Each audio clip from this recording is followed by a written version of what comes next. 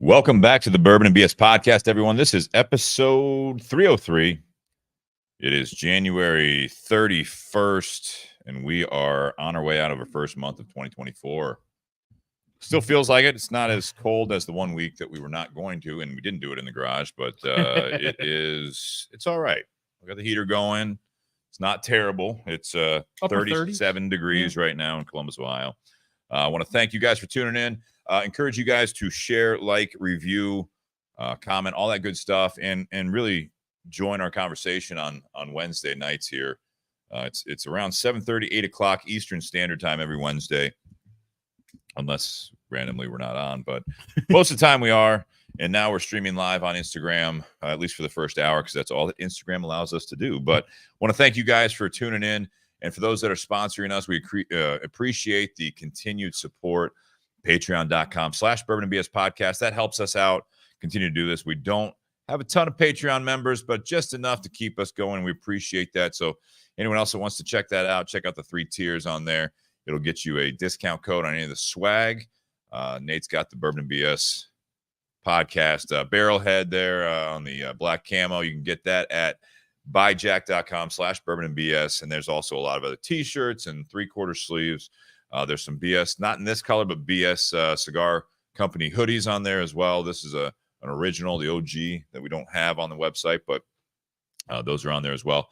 But thank you guys very much. And if you just want to throw us some cash for a bottle or something that you want to drink with us, even if you are remote, Venmo at Bourbon and BS. We appreciate that. I want to thank our sponsors also, Tinder Box at Easton in Columbus, Ohio.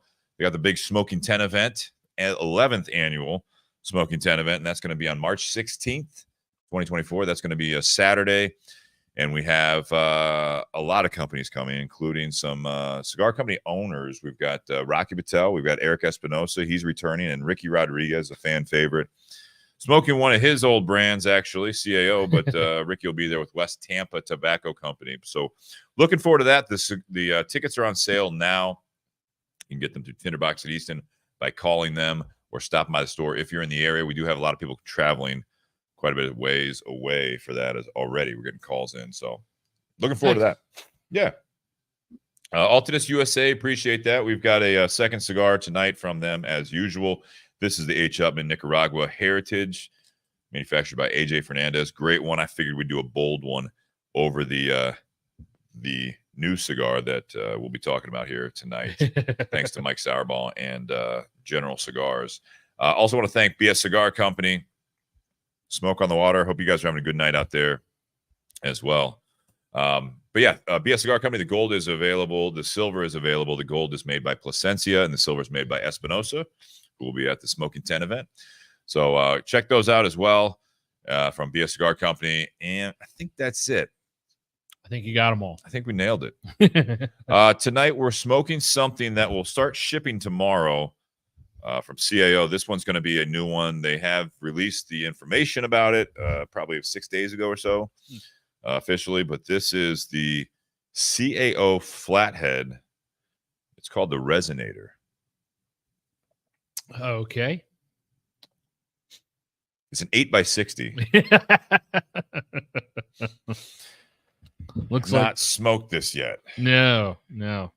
It looks like a dual exhaust through one, like just the design on the label looks like a dual exhaust coming out of just one muffler. Yeah. Yeah. This is goes along with the car theme, obviously, that the CAO Flathead collection is all about. And I gotta be honest, this is a big one. They already have they already have a 770. It was 6x60. They have 7x70. This is an 8x60. So I mean, I think me personally, I'd prefer this over 770. I have not smoked this. I'm lighting it up right now. You've lit yours up so far. I assume it's the exact same blend. So that is, yes, as far as I know, that is where we're at. So are you familiar with the Flathead blend? I can't remember it off the top of my head. Do you like Flatheads? I do. Sure. I do like Flatheads. It's been a while since I've smoked one, but I did start carrying them at the humidor at Carfagna's. All right. I always like that the 642. 642. You got the 642. You got the 4x5 or 4.5 by 50. Yeah, Spark plug. Spark plug. And then you got 554. You got a 660, 770. Now you have an 860. And this one is going to be like the other ones. So what's going on here? Oh boy. Yeah, the size might bring on some comments that I will not put up on the screen, but I appreciate everyone being open and talking about it. That's why when I lit mine earlier, I did side profiles. That way people could try and get an idea, just the length. I'm going to try not to do that. Try not to. No one needs to know. This is we're putting it out there for the world to see. Yeah, I know. This is I like the Flathead blend. I have always liked it ever since actually Ricky Rodriguez was he was in the shop at Tinder Box at Easton. This is years ago, before the Flatheads came out, and he had some prototype cigars. I don't know if I ever told you this one, but he had some prototype cigars with him that just had, you know, the normal white label on there, and it just, I forget, I don't know if it said Flathead, it said something else, but he said, yeah, it was round. Yeah. So these were round, kind of Vitolas, like different prototypes as far as that goes, and we lit it up, and I at the time especially was like, dude, this is in the ballpark of like a Liga Privada. Oh wow. The way it smoked, and obviously it was, you know, the blend is, I guess, similar.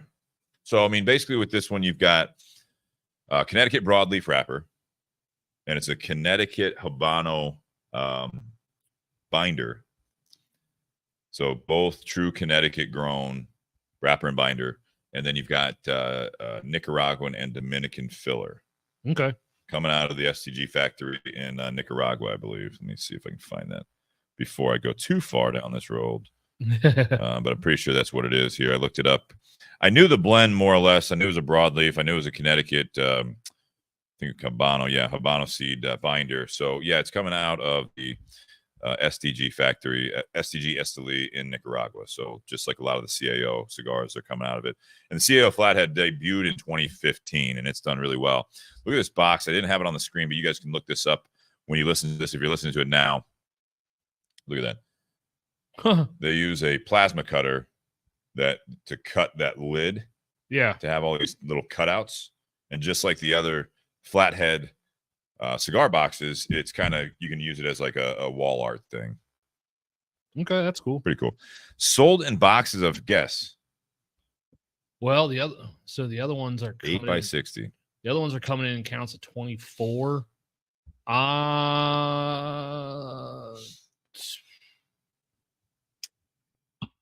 32.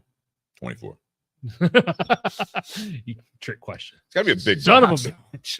The 770 is a big box, but this has got to be a big box. Yeah. So I love the Flathead thing. I was talking to Mike Sauerbaugh today, who's a rep for General Cigars in our area. He was in the store and handed me one of these, and then he said, "What are you smoking tonight on the show?" And I said, "Well, I was going to grab." He said, "Just let me go grab a few more of these." So I'm really kind of smoke on the water. 18. No, 24. We'll see how long, Nate, you're commenting on this. The LFD Digger is an 8.5 by 60 round, yes. 2.5, 3 hour smoke. I don't know how long this will smoke. I'm kind of curious. Yeah, Sean Anderson had asked, like, is that going to be like a 2 hour smoke? And I'm well, we'll find out. But then he's like, "What, you never smoked something that big before?" I'm like, well, yeah, there's been some large cigars. Like I said, I appreciate the 60 ring gauge, bright silver. Kind of, it's funny. I look at the branding on at least on this. That's banned. Are you thinking the same thing I was? Go ahead. I don't know. What are you thinking? That compared to the others, this just feels flat. Yeah. Like this band is boring. Yeah. The other ones, you got like the lime green, the blue, the black, the bright red. Yeah. And then this one rods. just like silver and black, like, but just a lot of silver, like almost a lot of silver. It almost looks like aluminum foil. It does. And then you just got this black outline of a muffler and exhaust tube. Yeah, I think the original Flathead designs were great, and then they've kind of gone off, like they've branched off of it with like the Steel Horse. They had the whatever V19, V21, V23, which were all round, right? I don't recall. Steel Horses were all round. Steel Horse was round. I think the V's were still box press. And I think it's hilarious. This probably looks good because it's got that gray, silver, or whatever box. That's it. Yes, the So box. you pop the box open. I'm sure it looks great in there, but on its own, little flat. Yeah, and I think it's hilarious that your cigar goes across both grooves of your ashtray. This is more or less a cigarette ashtray from like 1960 something. That was, I think my grandfather's. So I mean, yeah, they didn't really have, I think, a lot of 8x60 cigars back in the 60s. No, probably not. No. Ray just tuned in. We've been on for 13 minutes. Yeah. Well, I mean, Hella Toro goes across my ashtray, but that's because this one just more of a travel. Yeah, but it's a nice ashtray. It was funny because before we went live, and I took a picture and posted it on Instagram, but then I also held it up to Sean, who's in the studio audience, and I stood it up on the table next to the bottle we're drinking, and it goes to the base of the neck of the bottle. So it goes up to the shoulder of this bottle that we're drinking. So yeah, it is. Sometimes you just can't keep Ray happy or any of the viewers happy. Sorry, we were a few minutes earlier than 8. Set when we're on 7:30. Send you a message before I hit record. How about Remember that? when we used to be 7? That was, I think, when you guys do. first started. I do. And it's like, it feels a little rushed. There's too many people still doing dinner, getting home. Let's push back half an hour. Yeah. Here we are. So first impression on the cigar, I enjoy the flavor. I've always enjoyed, like I said, the flatheads. I would say actually it used to be probably the 554 was my favorite. You said the 642. The spark plug 450 is 4.5 by 50. They call it 450. Yeah. Yes. 450. I really like that size, the way that translates. And from what I understand from years ago, again, when you went from like the 450, 554, 642, and then when they jumped to the 660 and 770, they did have to adapt the blend a little bit. Oh, absolutely. They had a little more Ligero in the filler on that. So I don't know if they're just following the 660 blend here and just kind of rolling with that. I assume they are with that ring gauge. But yeah. I mean, well, and that's all. They're not. It's not the longest cigar ever. I mean, but it is. You figure if this is that long filler, I mean, yeah, that's a lot of big tobacco leaves have to go into something like this. I thought I remember someone saying that, and it could have been Ricky or it could have been you from doing the show, that when they did the spark plug, the 4.5 by 50, they left the Ligero in and took out some of the other filler tobacco. So that way that size had a little bit more kick to it. And so that way, like if you wanted to start your morning off with a cigar to wake you up, there's the one for you. Yeah, exactly. I'm responding. In fact, I'll do it I'm not going to type this because Facebook will probably. Because now there's a whole conversation. Flag me. No. Oh, okay. Ray Cheshire, he didn't get notifications. Make sure you guys do kind of turn your notifications on, follow the page, follow the community page, all that stuff, because we try to get this out there to all you guys. But I know that not everyone gets notifications. We share it to a lot of pages. My understanding is that Facebook and a lot of the social media now isn't too keen on a lot of the tobacco or the alcohol stuff. Not necessarily like censoring it, but I think that you just don't get as many notifications about it for whatever reason, or it just could be in general. I'm not sure. So yeah, we'll see. And I see your internet connection, of course, is fluctuating. Hopefully we don't lose anything. Oh, it still looks great on my end. Good. Sean, do you have something to say? Oh, I just want to comment on the cigar. This is guy. I hadn't done a retrohale, and I just did one not too long ago. I mean, it has some pepper to it. Yeah. But I do like the flavor of it, though, just on the palate. It's got some earthy tones, a little bit of leather in the retro, I think. But yeah, it's. And I was talking to these guys before he came on. It's like when you take a draw of it, you feel like you don't have any smoke in your mouth, but then when you go to blow the smoke out, there's a shitload of it. It's just like, I don't know, it's because it's longer. I don't know why it does that, but it just seemed like I was hardly getting anything, and then all of a sudden it all came out. So it was interesting. Appreciate it. Yeah. Like I like the way this smokes, actually. I mean, it is obnoxiously large. I mean, that's for certain. I mean, it's a long smoke. It seems to be burning rather slowly. It's balanced. I'd say that. I think the cigar is balanced. That's what I like about what we're smoking here, is because the flavor I like, but I also really like the way that you said there's a lot of pepper in the retrohale, but it's kind of balanced. I don't think it's just like, and maybe it's the travel of the smoke. You know what I mean? It kind of it's not like a hot smoke, so Cools it's not down. doesn't have that burn in your nostrils. It just has a true pepper. I feel it's almost as if this size, the 8x60, it gives it a little bit, takes away any of the heat. You know, the actual heat. Yeah. Like the hotness of it, not the heat or like the spice or anything, but it keeps it's full. It's just all flavor. Yeah, I like that. It's all flavor. Would you agree? I do. Yeah, I don't smoke too many. Like I don't even smoke too many Churchills as much as I used to. Yeah. Like typically Toros or Robustos is where I go to most often. Although I do love a good Lancero. But like this is one of those where, you know, hey, let's get you know, that smoke time of a 770 without the lockjaw. Yeah.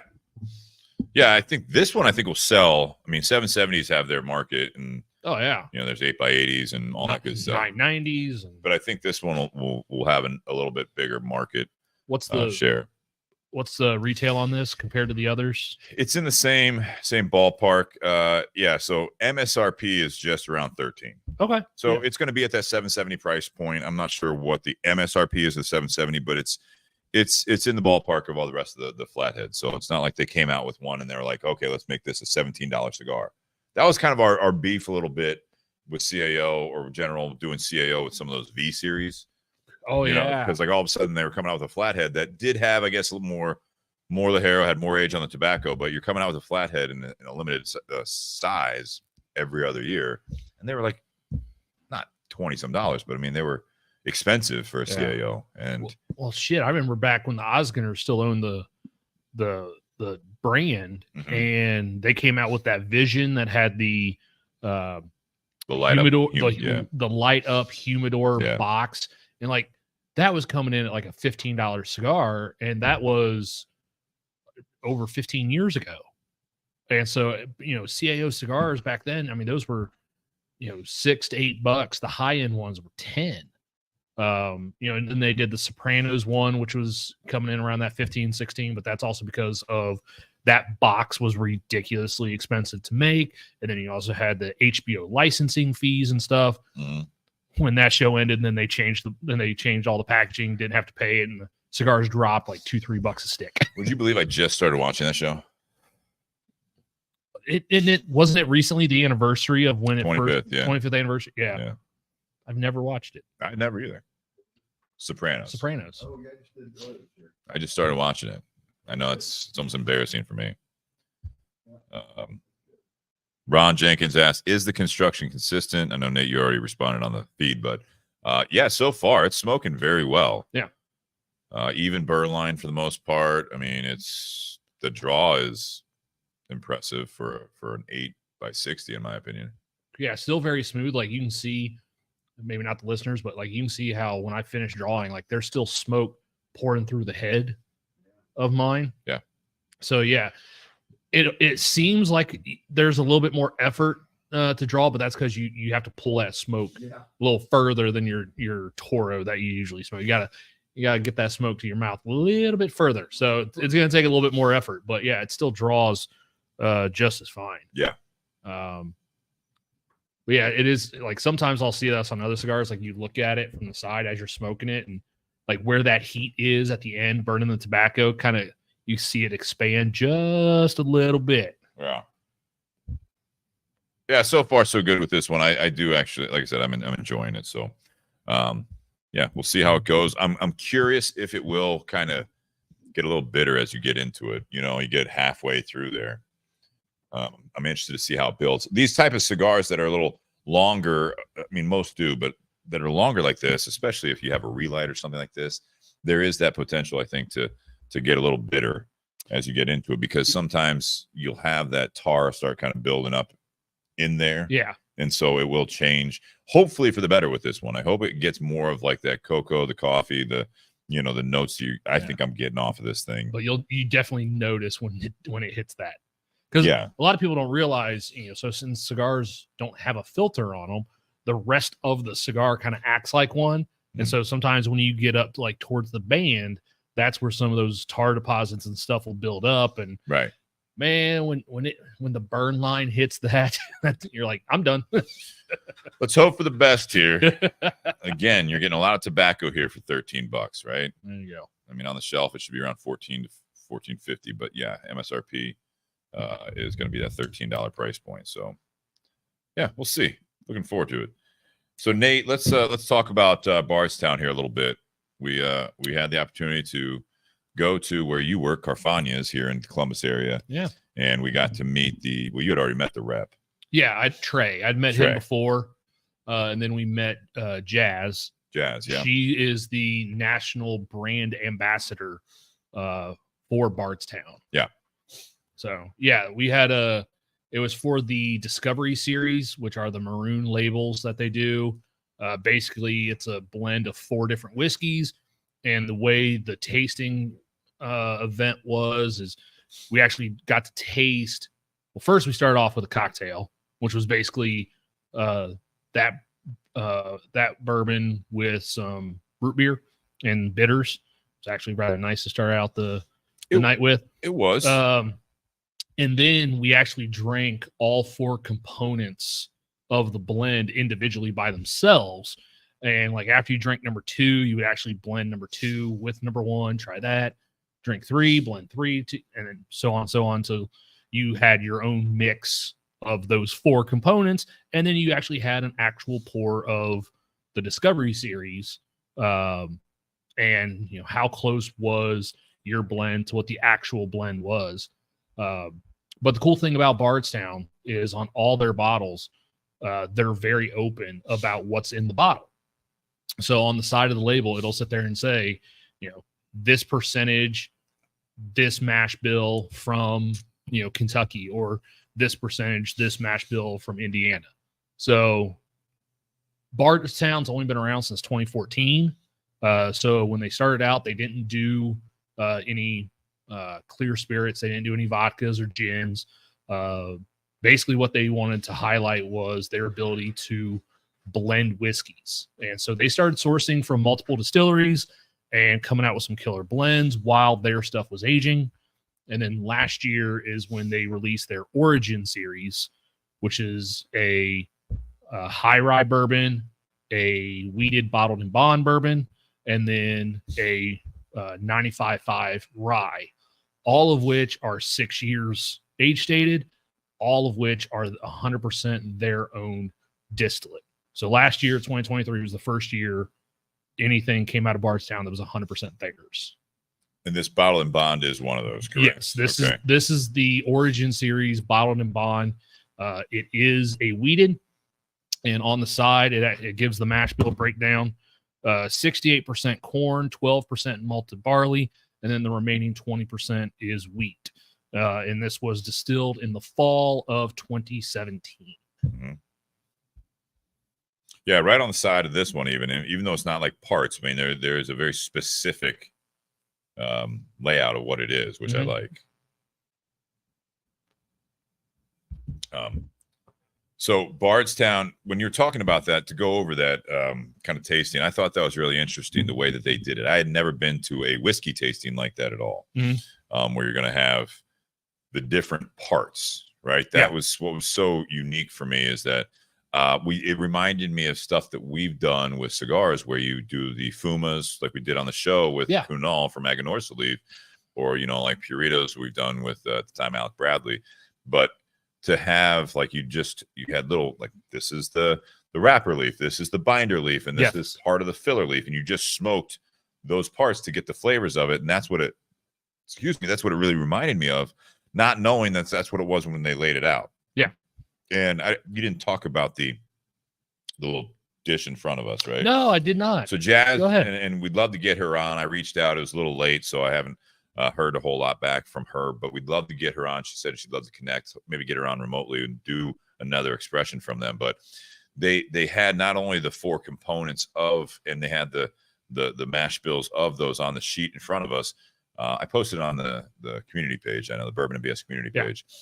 I think I actually posted on the Bourbon and BS page too on Instagram and Facebook. But in front of that was 4 things to go along with it, and she has an experience, and I don't want to get into it too much because hopefully she'll come on at some point, but kind of dealing with the different senses as well. So to pair up with the 4 samples that were the 4 different parts of the whiskey that she had, it was what's the first one? Dried apricot to go with the first one. Then it had a tea bag actually of some sort that you're supposed to smell after you took a sip of that. And that was for was that for the rye or? Pull up the picture here. We'll go over that. But it was kind of interesting because you had that, and then you had some candy corn. The third one was 100% corn. Yeah, it was 100% corn. So the first one was a 78% corn, and then you had 10 rye, 12 malted barley, and then you had the second one was the 95.5. That one with the tea bag. Because that was that floral notes that you get with those tea leaves. And the last was kind of it was like a candied ginger. Yes. Like ginger candy, basically. It wasn't like candy ginger. It was like ginger candy, right? No, well, because it had like sugar all over it. I mean, it was almost like an orange slice, but ginger. Yes. Yeah, that's what it was. And that went with the last one, which was 45%. Never mind, this one's all jacked up. Oh no, 45% corn, 51% rye, and 4% malted barley. Yeah, that was a low rye. Very interesting. Whoever made these, they used a typewriter. Spelled Indiana wrong on the last one, and then one of the numbers don't add up. 95.4. I mean, they're a little. Yeah. It's interesting that they somehow found like a typewriter for that.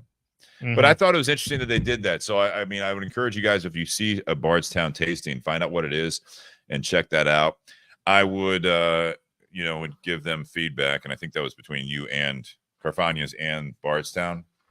When you're doing things where you're supposed to take a sip and then pour a little bit in, take a sip of this, then take another sip of that, the portions, not trying to get drunk or get more value, it was very difficult because by the end of it, I was literally taking it and like touching my tongue with it. I'm like, yeah, I get it. Like, they're like, okay, take another sip of that. I'm like, I can't because it'll be gone. If I'm supposed to save this, like, are you testing me? Like, I feel like we need a little bit bigger pours here. Not trying to get greedy here, but just to do the experiment that we have in front of us. That was my only complaint.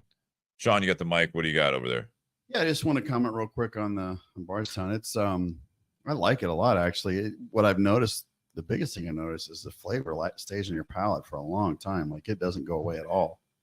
And there's the flavor in it. It's a sweet, but not like just sweet, straight up sweet. There's like, can't figure out what it is. It's almost like maybe caramel or something like that, or butterscotchy or something like that. That's just like the sweet coating, and it just lasts for a long time, and which is kind of nice. And you can hit the cigar, and you're not hurrying up trying to take a sip, and then try to get the pairings and stuff. But yeah, I like how that kind of lingers. So that's probably one of the longest ones ever lingered. Yeah, I think it's a little bit more of a butterscotch, and the reason I say that is so there's a lot of people out there that think when you have a wheated mash bill that provides sweetness.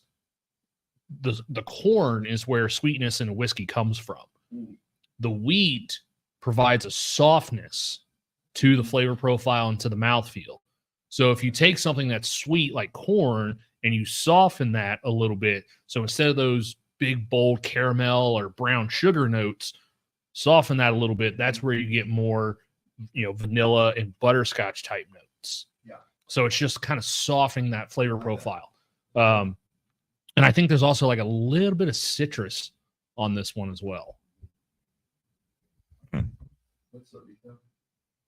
So the Origin series, so this one surprised me. So first at Carfagna's, the first one we got was the rye, and that was $64.99. And so then when I found out we were, all of a sudden the truck shows up one day, and I see the boxes for the bourbon and then the bottled and bond. I'm like, okay, if the rye was 65, like these are probably going to be a little bit higher. The white label high rye bourbon comes in at $44.99. The bottled and bond that we're drinking is $49.99. Great price. Some of their higher end ones, higher price ones, I think are high. Yeah. So like the Discovery series that we had at the event last Thursday, normally that is $150 bottle. Currently in the state of Ohio, it's $120. Normally 160, right? 159. Was it was 159. Now it's 119. Yeah. Which it's a lot, but I think that was what was it, like 104 proof, something like that? Yeah, yes. Because he was thinking 114 was a little high, I think, of one of the ones he had. Okay. Maybe that one was 104. I forget, because whatever he poured us, I thought was 114, he said. Oh, yeah, it was. Yeah, 114. It's good. It was a good presentation. These $160 bottles, I mean, that's a lot of money for a bottle that you never had. So this was a cool experience. It is quite a hefty price tag, and 120 is apparently a sale price, which is tough. But this one here at $49.99, I mean, I'm enjoying it. I'm sorry, I wasn't even reading this. Does this say? It doesn't really say what their notes are on it, right? I don't think. Yeah. You read the mash bill already? Yep. Yeah, so there's not a whole lot of information. It's a nice bottle, unique shape. I think it's pretty fantastic. That's the same shape as all of the Bardstown bottles. Yeah. But the whole Origin series, they have like this little graphic on the back that you can actually feel. And so like this one is an oak tree, but then like on the rye one, it actually looks like stalks of rye grain. Right. So yeah, they're pretty cool. What was cool about what they were saying is that all the amount of just money behind this operation. Oh God. Their big thing was, and Nate, you kind of touched on it, but it was they house just shit tons of barrels. Oh yeah. For other companies. Then they started doing their own thing on top of that. Now they've built, I forget how many acres. It was like 38 acres or something like that. I forget, it was an odd number. So she made a comment, Jazz made a comment about that. But the fact that they expanded. They just built more. Yeah. They just bought more land right there. I thought it was more, but yeah. It could have been more, like 50 something. Yeah, they bought a whole bunch. So when they opened in 2014, and that's one of the cool things I think about Bardstown is when you go there, they were the first distillery that had, on-site distillery, on-site restaurant and bar that served other brand whiskeys. Yeah. It wasn't just all their own stuff. Yeah. But because it's only been around now for 10 years, like everything is new. It's very industrial looking. It's very clean looking. It's not like some of the other big brands that have been around for 100 years where you got these really old rick houses and, everything looks like it's starting to fall apart, like 1792. Easy. Too soon. It was 7 years ago. Too soon. But no, like everything looks very, very new. And then right across the road from them, they purchased more land. They're putting up more rick houses. Jazz was saying at that event, like one time she goes by, they just, in the course of a month had put up another rick house. And then a month later, she goes back there and that thing's already got barrels in it. Yeah. Like, so they are basically building because they are also they are making a lot of whiskey and putting it up in those rick houses. 2 or 3 years. And we talked about this last year when we had Aaron Harris on. He's the master distiller at Green River. It was like the year before or 2 years earlier, Bardstown bought Green River. Right. So I don't know where this fucking money's coming from. That's what I'd like to know. Well, they're selling a shit ton of whiskey, I guess. But yeah, didn't they say like they're like the most technologically advanced distillery, self-proclaimed at least? Yeah. Yeah. I mean, yeah, like I said, they've only been around for 10 years. Yeah. So everything's brand spanking new. They're not relying on, methods from when the distillery was, put in, 50 to 100 years ago. But they are doing, it sounds like, the traditional way of doing it as opposed to some of the distilleries that you don't hear about as much. But I mean, there was a time there, 5-6 years ago, where they were doing like the smaller barrels, doing the pressurizing and all that shit. And it tasted like shit. Oh yeah. There's a lot of those. The traditional way seems to be the best way. So they're at least honoring the old school ways. And I remember that it's like bottle and bond, right? I mean, oh yeah, it's got to be at least 4 years. They're going an extra 2.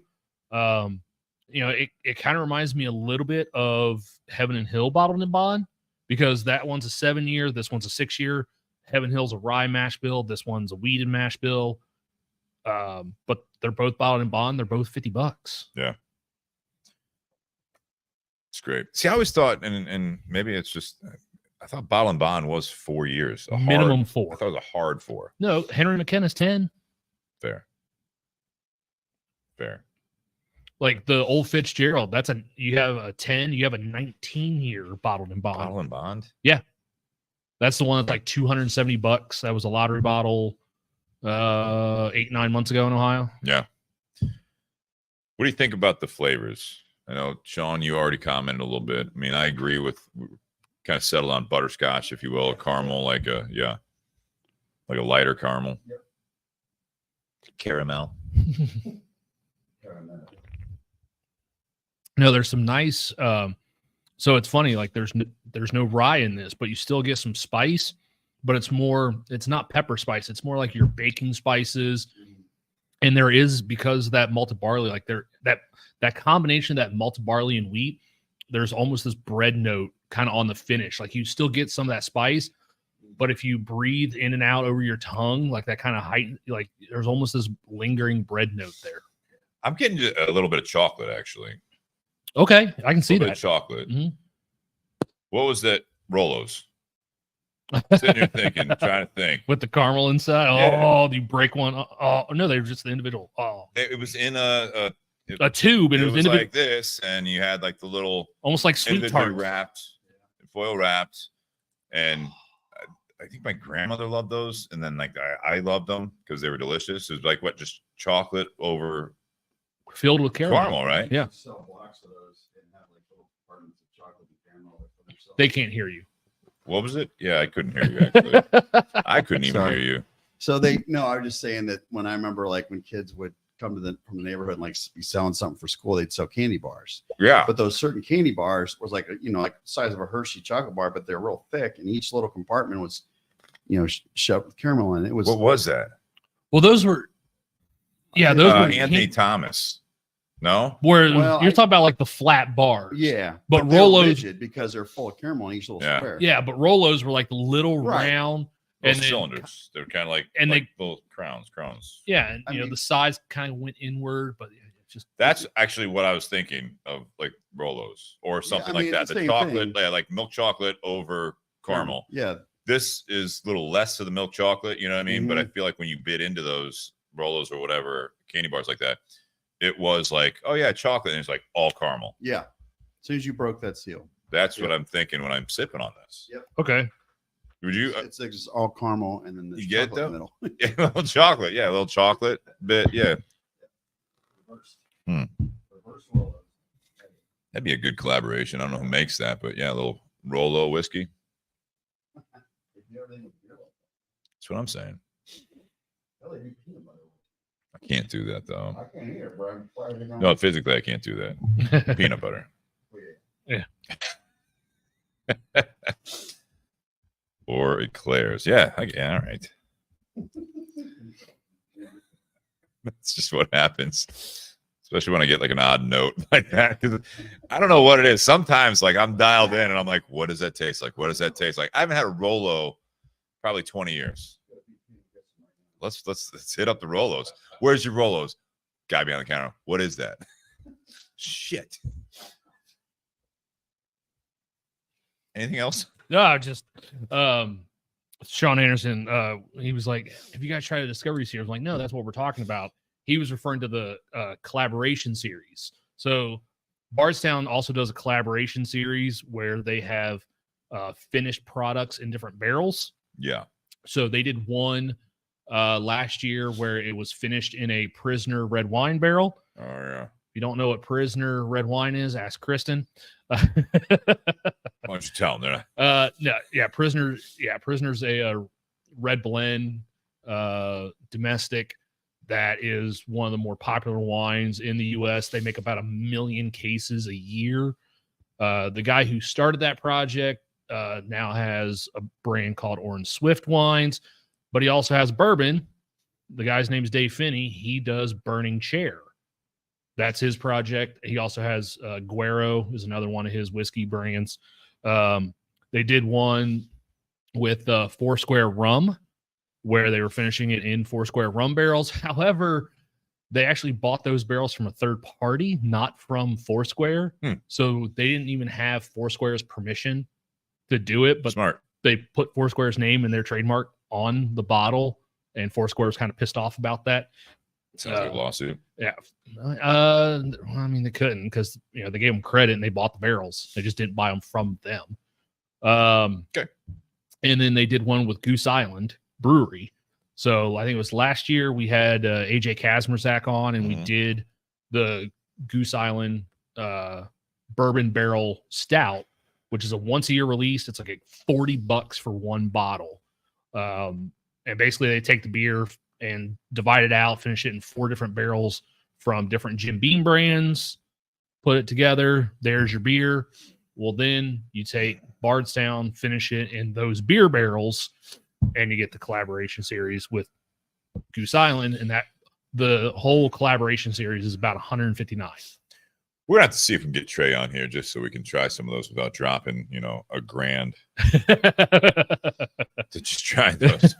Can you bring some of your stuff, like just samples? Let's do it that way. That'd probably be the best way for us to do that. Yeah. Well, and so he even said at the event last week that those individual samples that they poured for us that we got to try, like he actually had to go to Bardstown and get those from like their stash down there, because those weren't things that he can just travel with. So he had to like just go in there and like, hey, I'm going to take these for an event. Like, well, they were in like these unmarked bottles. They look like little water like they've been thieved out of something. Yeah, they look like the restaurant water bottles that you pull the little metal lever up top and it pops the cork out and it just folds back on. Yeah, old school bit. It's like the old pops. Yep. All right. Yeah, that stuff. Those I forgot to fill my lighter Sunday. Yeah, those they are really good. Yeah, I'm interested to try more stuff from Bardstown. It's a great experience at that tasting. Like I said, I would absolutely encourage you guys to either visit the distillery, because I plan to. I have not been down there, but just that experience with Jazz and Trey was fantastic. So looking forward to that and hoping to get them on here in the near future with some different stuff from them. This is the part of, if I can get the mouse to work. There we go. Perfect. We round out part 1. What are you reaching for there? Another lighter? Yeah. All right. Rate them. Whiskey, the cigar, and the pairing. 10 is the best. So we do 3 different ratings: 1 for the whiskey, 1 for the cigar, and 1 for the pairing. Just a reminder, the whiskey is going to be Bardstown Origin Series, bottled and bond. MSRP $49.95, or at least that's the Ohio price, which is usually about the MSRP. The cigar, brand new. I would imagine no one out there, unless you're in the industry, has smoked this cigar. And I also want to shout out everyone out at the TPE, the Total Product Expo, which is where a lot of our cigar company family is going to be out there, because it's a big retailer show. We are not out there, obviously, but yeah, check out some of the news announcements from what's coming out. This is one of them. This is just released. The CAO Flathead 860, the Resonator. Like I said, I believe it starts shipping tomorrow, according to Mike Sauerbaugh from General Cigars, which he could be wrong. I'm glad they waited till the 1st of the month. Yeah. Yeah. Calm down. Your problems are not everyone's problems. And then a out of 10 rating for the pairing between those two that we just mentioned.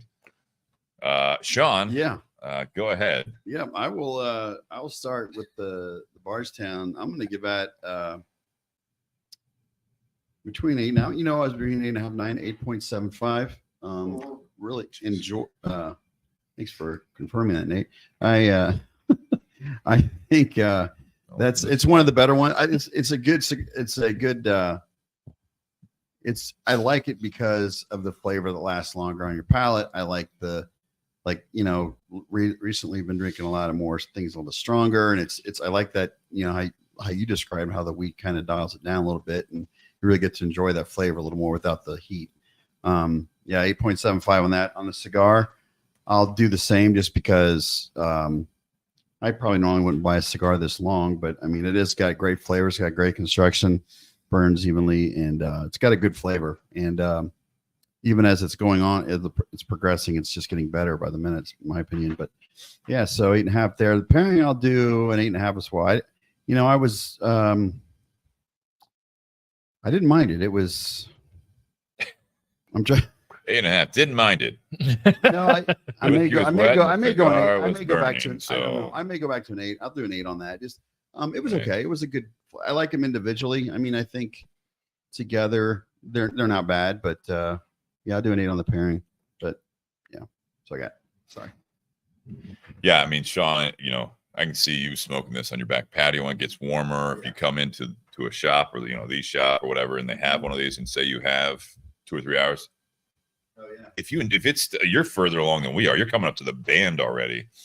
I mean, that's something that I know it'll still last you like an hour and a half, like that. I mean, but if you're talking or I'm just saying, this is one of those we joke like it's 2 cigars in one. But if it continues to smoke the way it is, that you got 2 hours.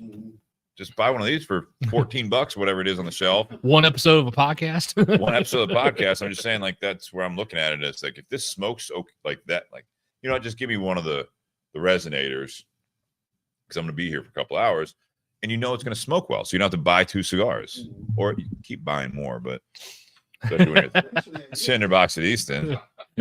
Shit. Terrible salesman. Yeah. Business first, friendship second. Business first, friendship second. Always remember that. Damn it. What do you want to take home with you tonight? Doggy bag it. Nate, how about you? So the whiskey, I'm going to give the whiskey a 9. So it's a combination of I think at $50, 6-year bottled and bond. I think in today's market, that's a really good value for a whiskey with this kind of age and complexity to it. We've gone back and forth, talked about the different tasting notes and whatnot, and there's a lot going on with this whiskey. Those sweeter flavors, the butterscotch, the chocolate, the baking spices, but then that long finish, it's a very enjoyable whiskey. And it drinks. I think it drinks actually a little bit lighter than 100 proof. There are some people that I've poured this for that have guessed lower. I just think it's so complex that it's at $50. It's a really good buy. I would agree. I mean, yeah, $50, especially in this day, and then compared to the rest of their portfolio.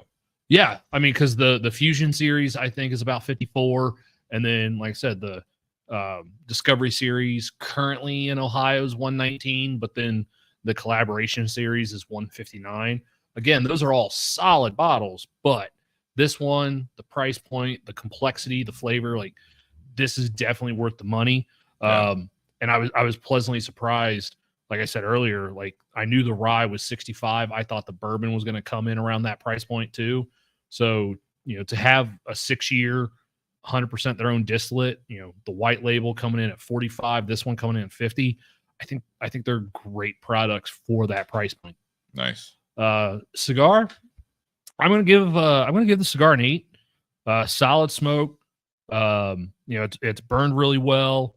It's burned even the whole time, and for a cigar like this to be able to draw as smooth as it does.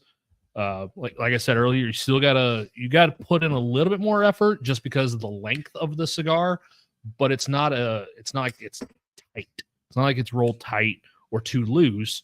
So to be able to make a cigar this length and have that, good construction like that, but also a good smooth draw, I think it's really impressive.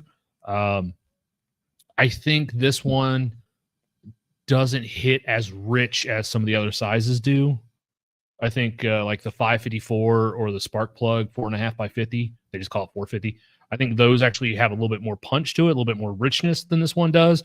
But that could again be because of the length of this and it kind of cooling, and as you draw through it, that might be part of it. But I think for that price point in a cigar that's going to have this much burn time, I think it's a solid 8, and it's definitely a good buy. Pairing, I'll split the difference and give the pairing an 8.5. I think going cigar to whiskey brings out more of those sweet notes Yeah. in the whiskey. And interestingly enough, going whiskey to cigar doesn't really highlight any more spice in the cigar. I don't think it necessarily mutes, but it doesn't necessarily enhance anything of the cigar. But I think going cigar to the whiskey brings out a little bit more of those sweeter notes of the whiskey.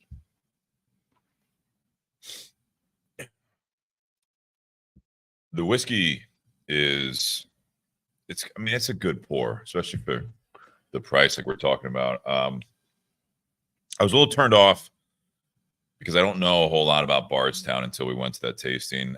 I know I've tried some at some point, but it wasn't one that I was going to, because a lot of the ones that I find, besides the Fusion series, which is the more common one that I've seen, at least in Ohio, I thought that was good. But then I see the other ones that are more of the one-offs, like, like the Origin, not the Origin, the Discovery series and some of the stuff. Like the day before, so we did that on Thursday. So Wednesday last week, I think I mentioned I was going to grab a Bardstown at the local liquor store right here. Mm-hmm. Mm-hmm. Walked in. It was the Basil Hayden. No. Oh, this was when I saw it on the end cap. I'm like, there's a Bardstown. I'll grab that so we can talk about what we're doing tomorrow. Now we're talking about it this week. And I looked at it and I was like, $159. Like, Jesus Christ. And I guess I'm just in that mode right now that I'm just kind of turned off by some of the high price tags on some of these bottles. And I'm like, I almost wish that the secondary market would shift off of the everyday price stuff. And then all these people with all this money in the world that they can just buy a shit ton of bourbon at, like, go after the $160 bottles. Go after yeah. You guys trade this shit amongst yourselves. That's fine. Because I don't want to spend I'm not saying it's bad. I'm just like, I don't want to. Hey, let's get a Bardstown. Oh, you don't have this. You don't have this. What Bardstown do you have? This one over here is $160. I'm like, cool.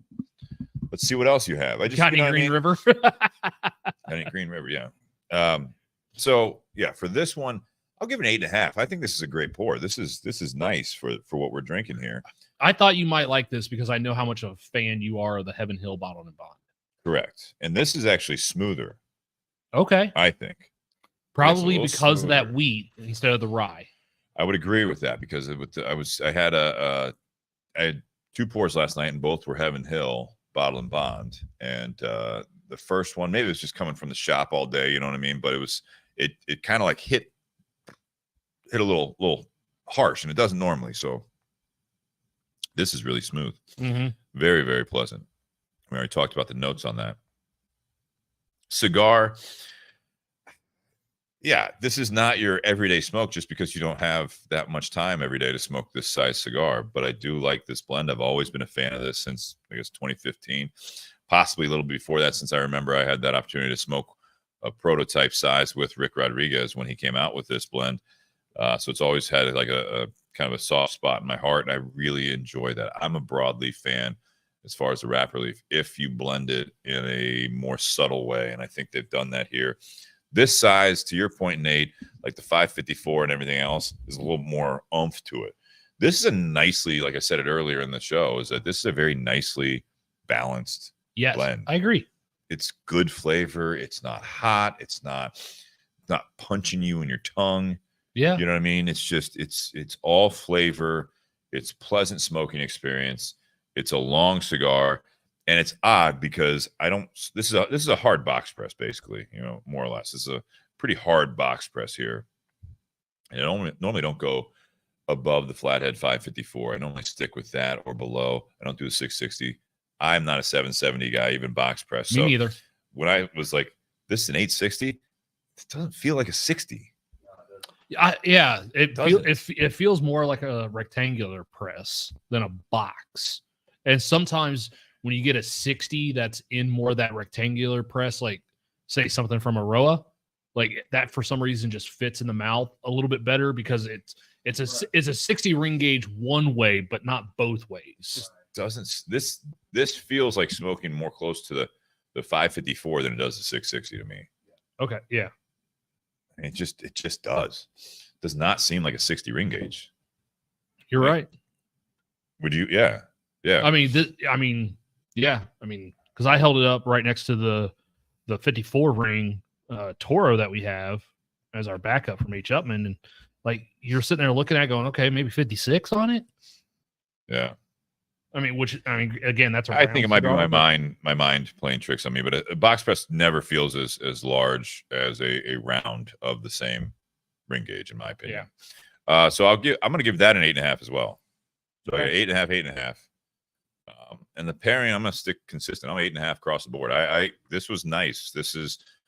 I think this whiskey would go with a lot of cigars. Yes. Probably go with a lot of foods. It's a very nice, like just mellow flavored, and like to your point, and Sean agreed, the weeded part of it, it's nice balance. It is on all of it across the board. It doesn't punch in the face with any sweetness or with any spice, but all those components are there, but they're just there in balance. Yeah, and I think the cigar just rides right along with it. Personally, I would definitely encourage this pairing. 8.5 across the board for me, and I mean that's again. You figure this is not necessarily like when we used to do like the balling on a budget thing, but I mean $50 bottle, you got average price for this size cigar, you're at average price, and you've got a nice long evening pairing with the size of this. This cigar is dangerous if you are smoking this and drinking. You crack a bottle of whiskey with a buddy or two, because that bottle will go quickly. Yeah, and you're like, we only smoked one cigar. I'm like, shit. Yeah, make sure if you're gonna drink a whiskey with this cigar, make sure this is your first cigar and not your second. Yeah, don't light this up. Hey, you want to have one more? Sure. What do you got? Well, all I have is these Resonators. Nice. Let's go. See you tomorrow. All right, guys. That rounds out part 1 for me and for us. And so stay tuned. We're gonna go backstage for just a moment here. And we'll come back with part 2, hopefully engaging with the audience. If you guys are listening on the audio podcast, we're going to try to update all those. I think I got to do last week still. Try to do that tomorrow, but get everything up there for you guys to listen to on the not iTunes, but basically Apple Podcasts, Spotify, iHeartRadio, everything out there. We're on. So, guys, cheers! Happy Whiskey Wednesday. Still good. Guys, we will be right back. We will not take long. I don't think you don't need a bathroom break, right? Be right back, guys.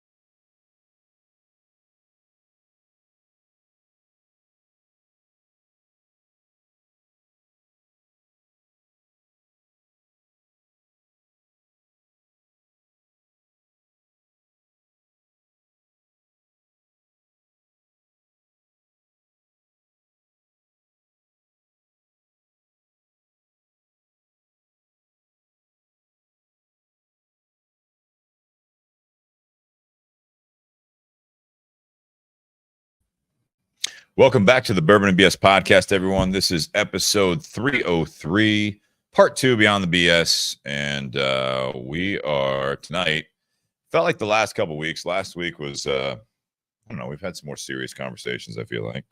Yeah. So tonight we're going to go old school, sort of. And this is kind of random conversation. Okay. So I brought up some things here, did one of those lists of just kind of questions. And I know Sean's still around here in the garage, and you guys out there can chime in if you've got any questions for us. We're going to have a little bit more if you guys are looking for a serious conversation. Tonight is not the episode. So hopefully you guys enjoy this, and we'll see where we go if we have a few more pours of whiskey here. But yeah. So Nate, what I'm going to do actually is I'm going to hand this over to you, and I'm going to have you scroll through this as I thank our sponsors. Okay. Oh, see if you can. So you got different categories here, but just kind of scroll through all those as you scroll through past half. No, I'm just showing you how long the list is. I don't want you to start like they start with about childhood memories. We don't have to do all that, but whatever you want to do. So I'm going to give that to you here, Sean. I know you're paying attention, but I do want to thank you guys for listening to part 2 here on the audio, especially, and then obviously live. We want everyone on there in the live conversation so we can have more interaction with you guys, and hopefully you guys get more out of it. So please share, like, comment, review, and subscribe on all the formats that you enjoy listening to the podcast on. And please do share it to everyone else on YouTube. We do the Instagram live thing here for a little while. I don't know if that's still live. Probably not, but maybe. We'll see where we at on the. Yeah, just about. So it's about to cut off there. So if you're on Instagram listening to us, click over to Facebook or YouTube, and we're still live over there. But I want to thank you guys out there, patreon.com/Bourbon and BS podcast for all the continued support there. Helps us keep this thing going with less money out of our pockets. Hope you guys are enjoying that. Venmo at Bourbon and BS if you just want to do a one-time contribution. But I do want to thank you guys for buying the swag also at buyjack.com/Bourbon and BS. You've got like the Barrelhead logo on the black camo hoodie that Nate has on. There you go. Nice. Real nice, man. And I've got an old G type of a hoodie on, but we do have the black and gray BS cigar hoodie, and we also have the blue and white one on there as well. And then we got a lot of the pour one more, light up another. We'll figure this out together. T-shirts on there, both in unisex and also deep V for the ladies. Or if the guys want to wear them too, that's fine. Whatever you want to do. So check those out. Also some 3/4 sleeves on there. And I want to thank Tinder Box at Easton in Columbus, Ohio. Check them out. As always, the biggest support. That's where we're based out of.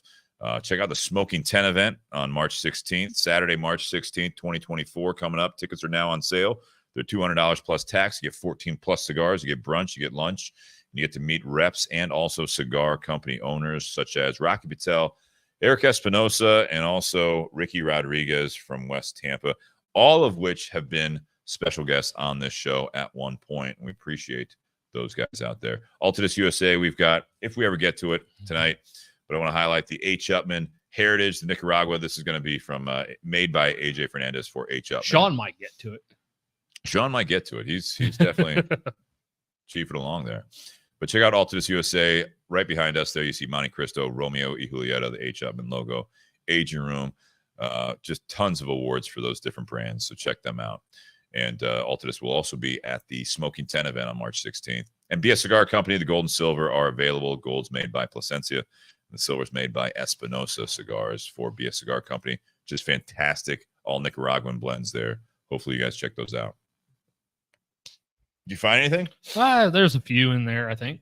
Maybe. Not a bad list. It's not terrible. No. All right, find your own list. Fuck you. Jesus. No. Well, Remember last week when I was like, where the fuck is the positivity, everyone? Jesus Christ. I'm just glad everyone's in a better mood tonight to rate the whiskey, okay? What are you looking at? Some on fire? I thought Sean dropped his cigar because I saw a pile of ash on the floor. No, it's probably from a previous week. Okay. Left in here in a little while. What did you do as a child that got you into trouble? Oh. So mine was one of two things. I either backtalked one of my parents. So it's bad. Yep, worst. So my mom had a GMC pickup truck with a back seat and an 8-foot bed. And my sister and I would rotate each trip who got to ride shotgun. Okay. Didn't matter who was older. We would take turns sitting up front. So we were literally driving through the neighborhood to the middle school to take my sister to her band concert, middle school band concert. So if that means if she was in 8th grade, I was in 2nd grade because she's 6 years older than me. And I happened to be my turn. I was sitting in the front seat. And as we pull into the parking lot, I don't know what I said, but I backtalked my mother and she backhanded me. and my nose exploded. Your nose exploded? Oh yeah, my like blood everywhere. Oh yeah, we dropped my sister off, and then we had to go back to the house for me to get cleaned up, changed, and then I mean we dropped her off early enough for rehearsal and warm up and stuff like that. So we had plenty of time. We made it back in time for the start of the show. But yeah, and I absolutely deserved it. I'm sure if my mom, I know my mom was listening earlier, and she hates it when I tell that story. But in her defense, yeah, I backtalked. She backhanded me. She wasn't trying to hurt me. She wasn't trying to bust my nose. It just happened. And she wasn't trying not bust your nose. She was trying to teach me a lesson, and it worked. You remember that lesson? I do. Yes. Sean, how about you? Really similar to what Nate said. So I said something, and my dad was I did something to piss him off, like I was in the fault, and he kept yelling at me. And I kept saying, "No, you're wrong, shut up." And I remember I was on the couch, and then I was airborne, and he launched me from one end of the living room to the other, and I slammed against the wall, and it this is your dad? Yeah, and ended up in the hallway. Then he launched me down the hall. Jesus.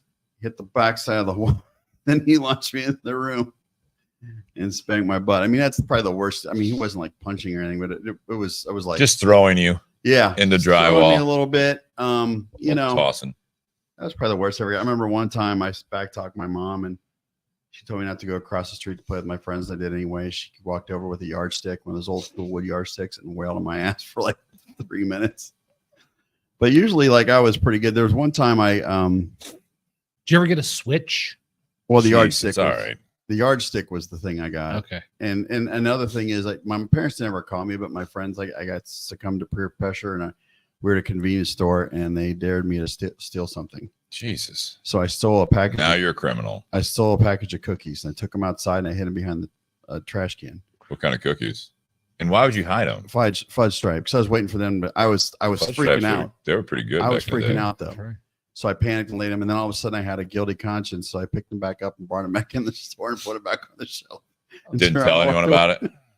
I found these outside behind the dumpster. So yeah, just shit like that. Things I probably shouldn't be doing. I know I should, and they took the risk. And petty theft. Now one thing.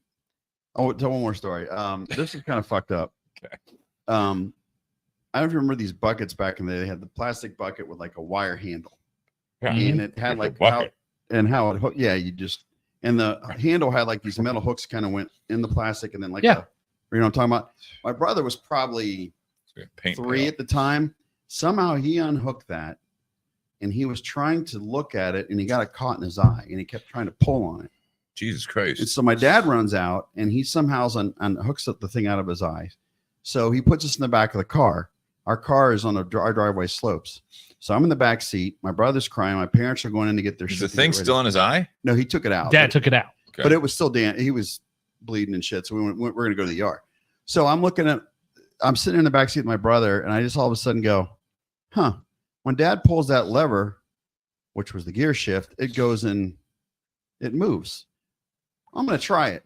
Oh, no. So I reached over the back seat and threw it in neutral.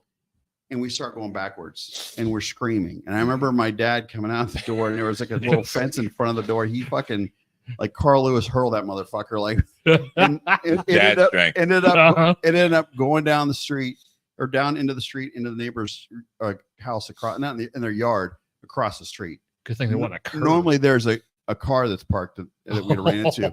They didn't happen to have it that day. I was in a little trouble for that. So you were able to put it in neutral without depressing the brake?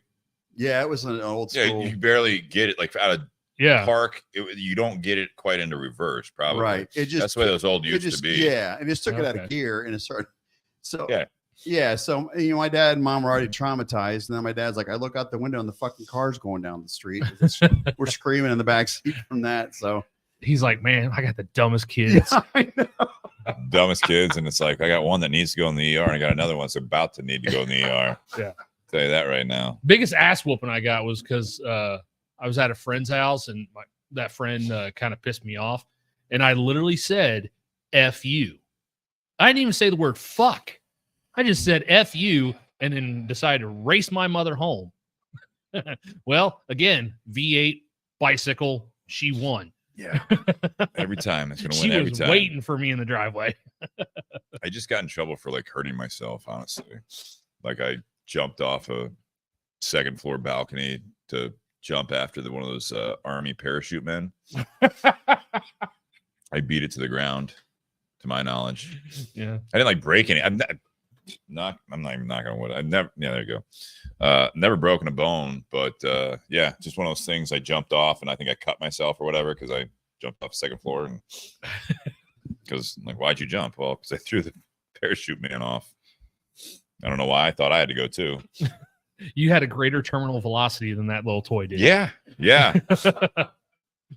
And then I had the other one that I kind of remember was in the Chicago house or Chicago suburb house. I was riding my big wheel around. We had one like the small little U driveway or whatever, and my brother was just picking up rocks and throwing them up in the air, and I was trying to dodge them, and I didn't dodge one of them, and it hit me right and smack in the middle of the head, and just blood started coming down. So I went inside crying. My parents like, "What the hell were you doing?" And they're like, "Riding around," and Bob was throwing up rocks, and I was trying to miss him. He hit me. Oh, Sean's got I got one more. This is the Darwin Award for me. My dad had this. I don't know where he got it. It's this little cannon, like a replica, but it was maybe the barrel was maybe 3 or 4 or 5 inches long. Had little black wheels, but you could stuff it with gunpowder and the whole thing, and it would it sounded like a fucking bomb when you took it when it shot off. Yeah. But he put all the gunpowder in like one of these mustard dispensers, like you can put your mustard in and squeeze bottle.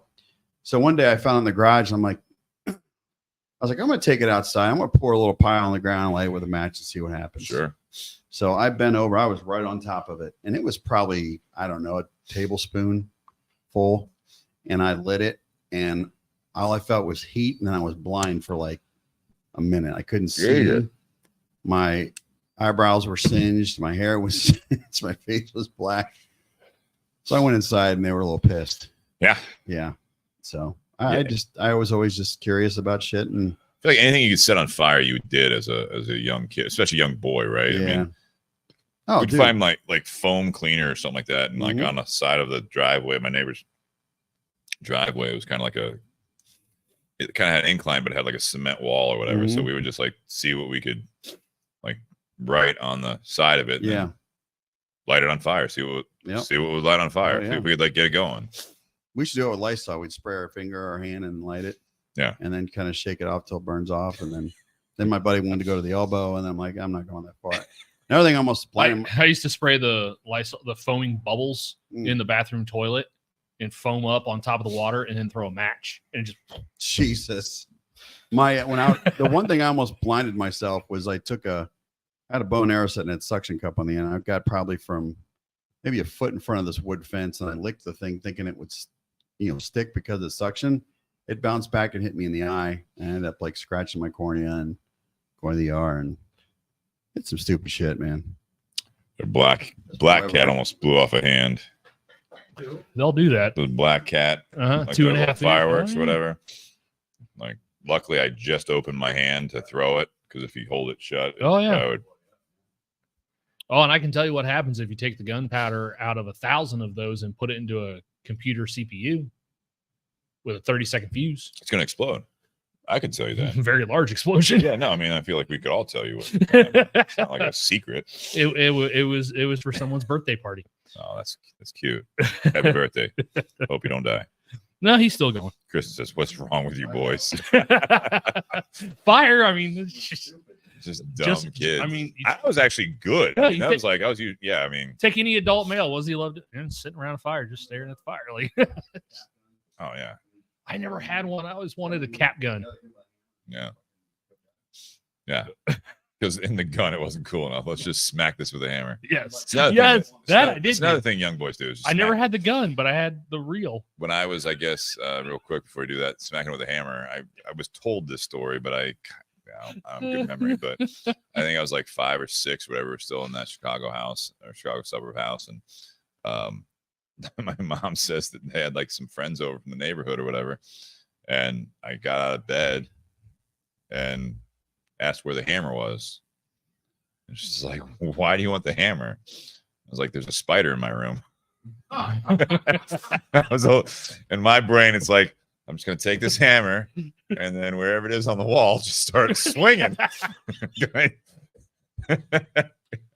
It's like, seemed logical at the time. And I know some adults, you know, that would do that now because they freak out. All right, what's next? Do you have another one? Mm-hmm. Strangest roommate you've ever had? Cool. You have one of those? Oh, I do. I figured you did. If you're picking, I like that Nate's picking the questions tonight because he's got something to say about them. I love it. Junior year of college. Okay. So I showed up. You know, the weekend before classes started. The roommate I was assigned with was there 2 weeks early because he was on the football team. And the day I moved in, he's like, nah, this guy's not a football player. And so he just moved the fuck out. So I'm like, all right, cool. I've got the largest, I had the largest double on campus to myself for the first month. He's just like, I'm out. Yeah, he moved in with someone else in a different dorm. No, you could do that. Yeah, someone else had a vacancy. So, so I had that room to myself for a month. And then one of the RAs in a different building apparently had a mental breakdown from being an RA and dealing with the shit on the floor. And so one day my RA comes up to me and goes, hey, I'm going to let you know tomorrow you're going to have a new roommate. Was it the RA? Yeah, the one that had the mental breakdown. That was your roommate? That became my roommate. Oh, perfect. And isn't the RA normally like a upperclassman? He was a year below me. He was a sophomore. Oh, you were a junior. Okay. I was a junior. Okay. I was a junior. Oh, you can actually. And I actually knew who he was. I'm like, it's okay. It's not the worst thing, but it could be better. This dude had like the weirdest fucking sleep schedule ever. So let's say one morning he woke up at, let's say 8 a.m. and let's pretend he went to classes. He would then go to bed at like 4 the next morning and wake up at like 2 p.m. that day. And then he would go to bed at like noon the next day. So he just had this thing where he was staying up for like 18, 22 hours at a time. And then he'd sleep for anywhere from 8 to 12 hours. Probably cocaine. And so like he was... Seriously. I mean, so there were times where I'm in bed in the middle of the night and like he's waking up and starting his day. I'm like, what the fuck? And then it's the middle of the day. I come home from class at like 2 p.m. and he's dead to the world. He had to be on some sort of prescription if he had a mental breakdown. No, he wasn't. I mean, he wasn't. He just, I mean, or cocaine. Like and then one or the other. And then he always had his computer as his alarm. And always play the same goddamn Kanye West song every morning. And he would step off. So what was the song? I don't even remember. Is it Good Morning? Was it Jesus Walks or something like that? Oh wow, it's a good song. That big day with every day. That big heavy bass line to start out with. So wow. So we had our room. Intense, dude. We had our beds bunked right in the middle of the room, and then I had one half, he had the other half, and the couch was on his half. So he would step down off his bunk onto the couch, just reach over, turn off the alarm clock, and hop back up into bed. One morning, his alarm goes off, and he didn't realize that his leg was asleep. And so he just fell all the way down to the ground and made the loudest fucking thud at 8 o'clock on a Saturday morning. And I just like, Woj, are you okay? He's like, my leg was asleep when I fell. I'm like, did you break anything? No, I'm just going to lay here for a bit. Okay. I mean, like crazy. I had like some roommate stories and stuff like that. Like my freshman year, I was in a quad, which was 4 people, including myself. I was the only roommate that didn't drink at that time. I was also the only roommate that didn't pee in the room once or multiple times. I didn't puke in the room. But none of them were bad roommates. I just had bad roommate stories, I guess. Like I woke up to one of them the room was dark and he was standing at one of the desks and flipping through a book in the dark. And I said, "What are you doing?" And he's like, "I'm just reading. Go back to sleep." I'm like, "Zare, it's dark. Just go back to bed." And he's flipping through a book, and next thing I know, I try to drunk walking. Oh. And then I was trying to go back to sleep, and next thing I know, I hear pissing in a trash can. Oh, no. And I woke up the next morning and I looked at what he was looking at. He was flipping through a dictionary because we had one of those back then. It was just like someone's dictionary in the room. He was just flipping through that in the dark, thinking he was going through fraternity stuff, and then he just peed. At least he peed in the trash can. Yeah. The other two roommates, including my good friend Craig, he peed on the side of my desk, and then the other one just peed in the middle of the room. At least he was the first one. At least it wasn't the silverware drawer. Well, it was a dorm. We didn't have any I know. kitchen. No, I had a lot of roommate stories, but nothing crazy. Sean, do you have any crazy roommates?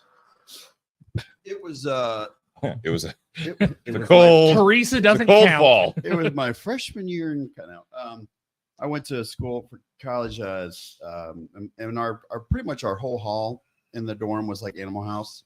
We had a guy I didn't even know his name, but he always wore his t-shirt that said Yuck Foo on the front of us. We just called him Yuck. But he never showered. He was probably He's wearing the same t-shirt every day. You would get within 20 foot of his fucking door and you'd smell BO. Oh. And we all like kind of put our money together and bought him soap and shampoo. I mean, he would take his clothes and put them in the closet and put incense and light his incense and think that would clean his Was clothes. he hippie? He was from Meigs County. If it gives you any like, you know. Oh, Meigs County. All Yeah. right. So we had that guy. Then we had the guys that we like, you know, we started pranking each other's rooms. We would take a grocery bag, like the big brown bags full of baby powder, and we put the ends tight and we'd shove them under someone's door and step on the thing, and baby powder would just cover their whole room. But I had a roommate who liked to dip, and he would spit. He'd have fucking mugs of spit. Not get rid of them? Nope. And he had one that was probably That's probably I don't know, like a pint glass, but he didn't have a cover on it. And so one day he was late for work or school, and it dumped all over his leather jacket. I'm like, sucks to be you, man. Yeah, I'm like, I have no fucking sympathy. Yeah, absolutely. So it was mostly that kind of shit. But then we'd penny there's a way you can penny someone in your dorm. If there's like the way the door shuts, you can shove like quarters or pennies into the door, between the door and the frame, so tight that you can't undo the door. And we would lock people in their rooms and Why shit. would you do that? So we had We had ones where people would fill up a trash can with water and then lean it up against someone's dorm room because the door swung in. So as soon as you open the door, just all of a sudden this 53-gallon trash can with water in it would just dump all. Oh, there were some interesting fights with that one. Yeah, no. Oh, here we go.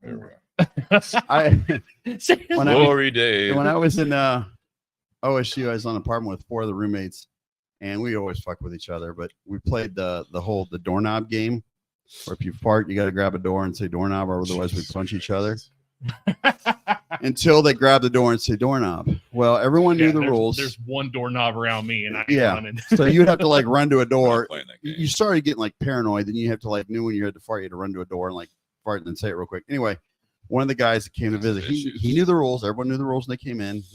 So anybody who came in, he was kind of laying on we were thinking, and he was sitting on the bed in our room, and we were just talking. All of a sudden, he farts, and my buddy and I look at each other, and we're like, "Oh, it's go time!" And he was nowhere near a fucking door. You guys got excited about that. Go time. So we fucking were wailing him. He jumped to grab the doorknob, and he hit his back on a corner of the wall and pinched the nerve.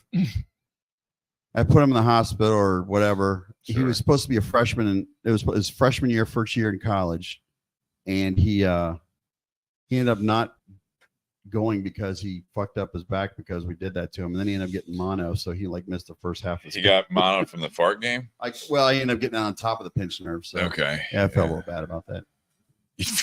Which part? So you gave the kid mono. Hopefully it didn't die. Cool.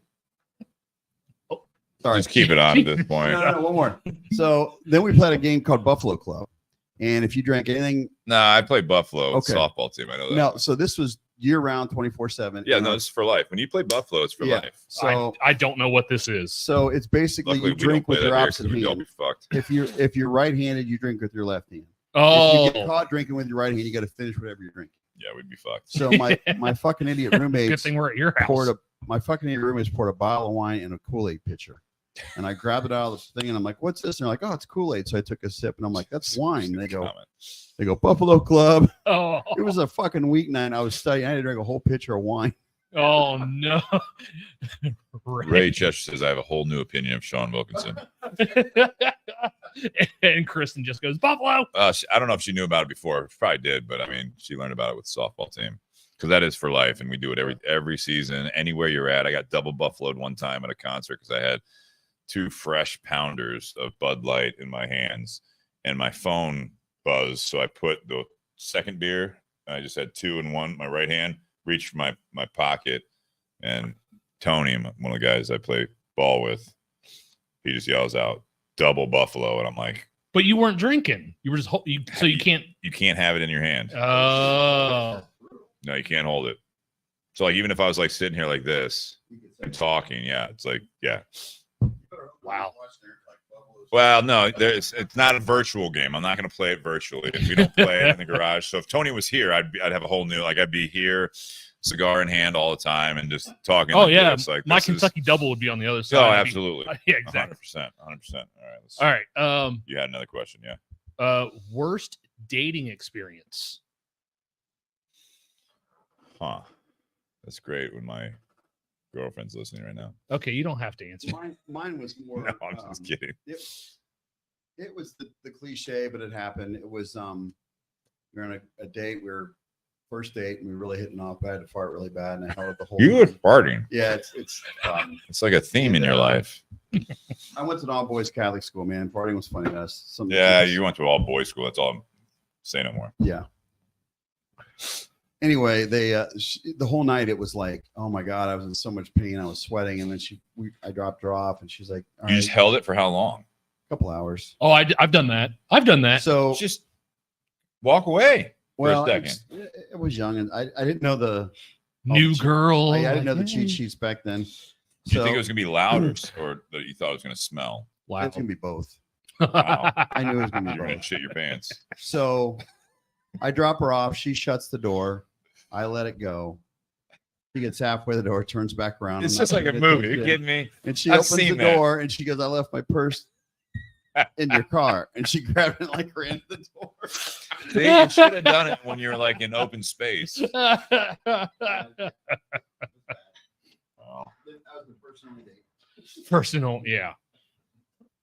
Mine was actually, it was a girl I had already been dating for a few months. And it was Just leave. Thanks, Ray. Hey, Greg. it was junior prom. So this is my girlfriend. We've been dating for a few months. We went to her school's junior prom, which was at the Hilton at Easton. Yeah. And so she didn't want to dance to any song that wasn't a slow song, because for some reason she had in her mind that we had to bump and grind like all the other kids on the dance floor. That's not how I liked to dance when I was in school. That's not how she liked to dance. Like, well, no, we can just sit there and I can do the side to side like Will Smith and Hitch. Like, Hitch, yeah. Like, we don't have to do that. But no, we can only dance during slow songs. And it was hands fully extended. Yeah. Holy Spirit room in the middle. Yes. Yeah. Yeah. And like she couldn't wait to get done with pictures. And like I'd paid for half the pictures and shit. And I'm like, yeah, this is an absolutely miserable experience. And her parents had dropped us off and then they picked us up as well. And we're in the back seat and her parents are going to drop me off at home. And her dad, who was a fire chief, who literally wrote a book on how to design a fire truck. And it was like, so Nate, did you have a good time? Yep. that was it. And we were done shortly after that. Cause that was just like, seriously, here we are spending all this money. I'm spending all this money to go to junior prom. And like, you don't even want to dance. You just want to sit at a table and talk to your friends. Cause I didn't go to the same school as her either. So I didn't know any of these people. And it's like, what the hell am I doing here? It's good that you learned that then, you know. Learn it early. Yeah. You never want to go too long not knowing. Yeah, learn it at 17. Like Sean Anderson put out there, first coffee date, and the lady gave me an overnight bag to keep at my house for when she thought she had waited long enough before coming over for the night. Yeah, and he says, sadly, he's like, sad part was I didn't extend the invitation. It's called a red flag, I believe. No, I mean, I've had obviously not great dating all the time, but no like horror stories. I mean, it's a girl I dated and went on a few dates with right before Christmas break. Didn't really feel it, but we went like two dates maybe before like the holiday break. And then she asked me for my home number over the 3-week period. So then we talked a few times and then I got back and I didn't really feel it. I might hear about this later. I don't know. I'm gonna hear about this later. No, this isn't dirty. No, it's not dirty. Oh, I was like, no, this is actually how I met my ex-wife though, because it was like this girl's roommate. Oh, So that was an awkward dating story. So yeah, that was how that worked out in college. Yeah, that was probably my like most awkward dating experience, other than just some nightmares. Like after my marriage, it was just weird. Dating in your 30s is tough. 40s worked out though. Tell you, just wait till your 40s. If you're at 30 something, just do you for a while. Because from my experience, it works out better in your 40s. Go ahead, Sean. Oh, then all right, we're not gonna no sex stories tonight on the show. Okay, appreciate that. Thanks for the warning. You have another one? Only because I have a story with this one. Funniest book you've ever read. Oh. So, Cat in the Hat. So early on when Jess and I were dating, one of our dates, we went to the Book Loft in German Village. Really cool bookstore. Like it's real easy to get lost in because, you know, there's rooms and everywhere. Like you don't know where the hell you are half the time. And at one point we literally sat down on the floor in the bookstore and I was reading one of the Chuck Norris facts books and the two of us are just dying laughing so hard. I can see that. And so then we're like, all right, you know, we've been here for like an hour doing this. And I bought like three of the Chuck Norris books. The funniest one is Chuck Norris versus Mr. T. Mm. That's where some of those get really good. And so we went, it was either next door or a couple businesses down. We went to a coffee shop. And so we were having a cup of coffee and we're sitting there and Jess is texting me. Comment on the feed, Jess, if you're watching. Jesus. So we're sitting in this sex stories and that comment on the feed. We're sitting in this coffee shop and sitting across from each other, and I just keep reading these jokes, and I'm trying to read them as quietly as possible. But then the two of us are just laughing. That's cute. Out loud, and there are other people, you know, just sitting there looking at us like we're nuts. One lady, you know, with, you know, let's just bunch of stickers, green hair, piercings everywhere. She did not like some of the jokes that she overheard. From Chuck Norris? Oh yeah. Doesn't offend anyone. Well, yeah. No, I guess there you go. You picked up on think it. about it a little bit. Right? Yeah, probably. Yeah. It made her uncomfortable. We were having the best. Nice. Sean, do you have any? I don't really have any funny books I can think of. I don't really read a lot of books, honestly. It was funny and it was like entertaining. It's called A Walk in the Woods, and then it was from the guy who did the Appalachian Trail with his buddy, and they remade the movie with I think it was Robert Redford and Nick Nolte. They were the guys that kind of went to the Appalachian Trail, and they're older. But the book was really funny in how they went through it, and it wasn't like, you know, belly laughter, but it was pretty cool how, I mean, these guys are way older walking on that fucking trail and how they kind of dealt with shit. So it's pretty cool. Really? Yeah. I don't have much to contribute to this one because I don't read a whole lot. Okay. All right. Best comedian ever. Ever? Oh, big fan of George Carlin. Richard Pryor. Richard Pryor is who I was going to say. Yeah. Because Richard Pryor also did quite a bit of movies, and yeah. Did you ever watch The Toy? Yeah, that's good. You could, yeah. There's Brewster's Millions. There's a movie, but The Toy. Think about the concept of that movie. You couldn't remake that today. No. I mean, But maybe you should. That's almost as bad as Blazing Saddles. Maybe you should. But yeah, because he not only brought it on screen, but he also, I mean, it wasn't just stand up; it was also on screen, and he did not have any problem whatsoever about pushing limits, pushing boundaries to like make things uncomfortable to the point where you actually start thinking like, okay, why do I feel uncomfortable? Like I think his success as a comedian is what paved the way for a lot of comedians that we still have today. Like without Richard Pryor, and like Richard Pryor co-wrote Blazing Saddles. That role was for him, yeah. But he had another obligation to do something else, so he couldn't do the movie.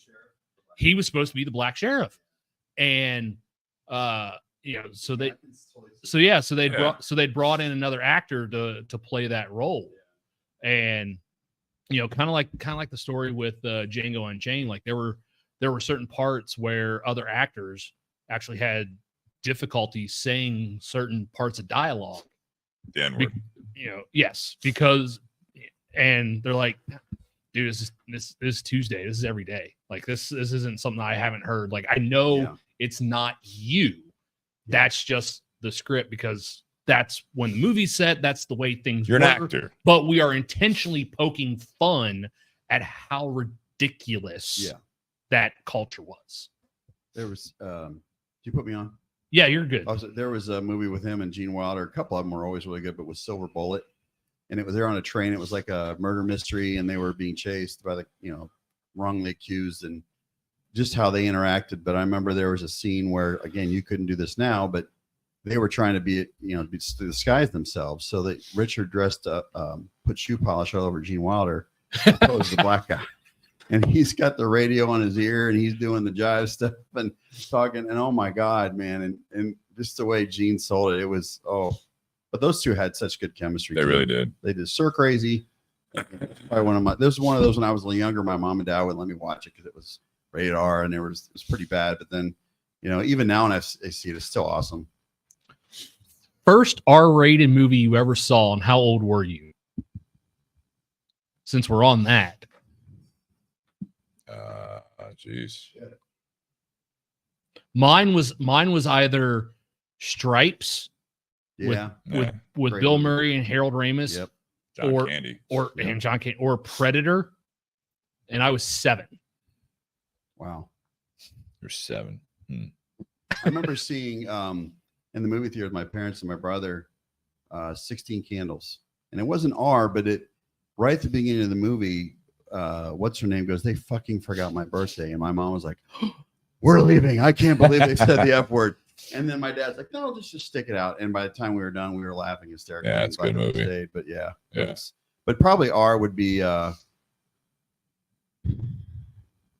maybe it was Stir Crazy, because everyone was talking about it, because it had just gone on HBO, and that was the big one everyone's talking about. So I think my parents finally let me watch it.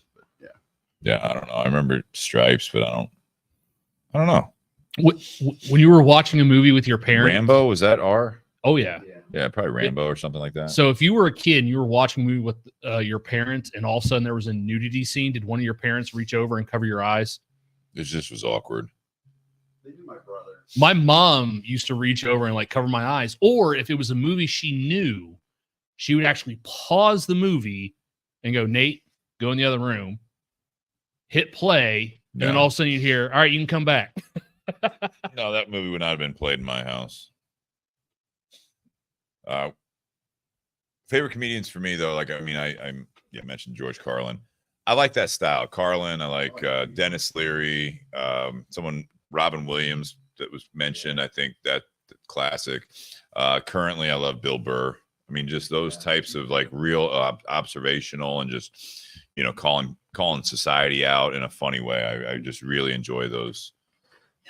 I think Carlin with his comedy now is more like right here. You could have been right here. Huh? If you'd have sat in between us, I wouldn't have to sit here and keep mute and unmute. But Carlin, at least no one has to look at him. Like with it, that's why I do it. They hide me.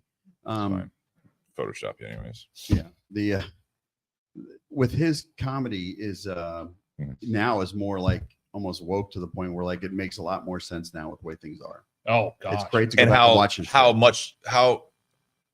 how things have changed, but like big picture doesn't matter what side of the fence. Like it's like the movie like PCU. It's like that was made how many years ago? Oh and it's my like God, yeah, shit's still happening, and it's like it's not because there hasn't been change or progress. It's that people are still fighting battles that maybe some things have gotten a little bit better, but like even when things get better, like you're still mad about the same shit. Yeah, like the it's still broken. Yeah, and it's like you can either just embrace like we've changed some things and celebrate it, or you can just like just keep complaining about all this stuff. And they were Carlin was on point. Now, like to me, Bill Burr says the same stuff today. Yeah. Like you can listen to this stuff, and it's like it's not that things haven't gotten better in this country, but overall, it's like I feel like they have in a lot of ways. But it's like there's just still just this whole stigma going on. And it's like been talking about it for years.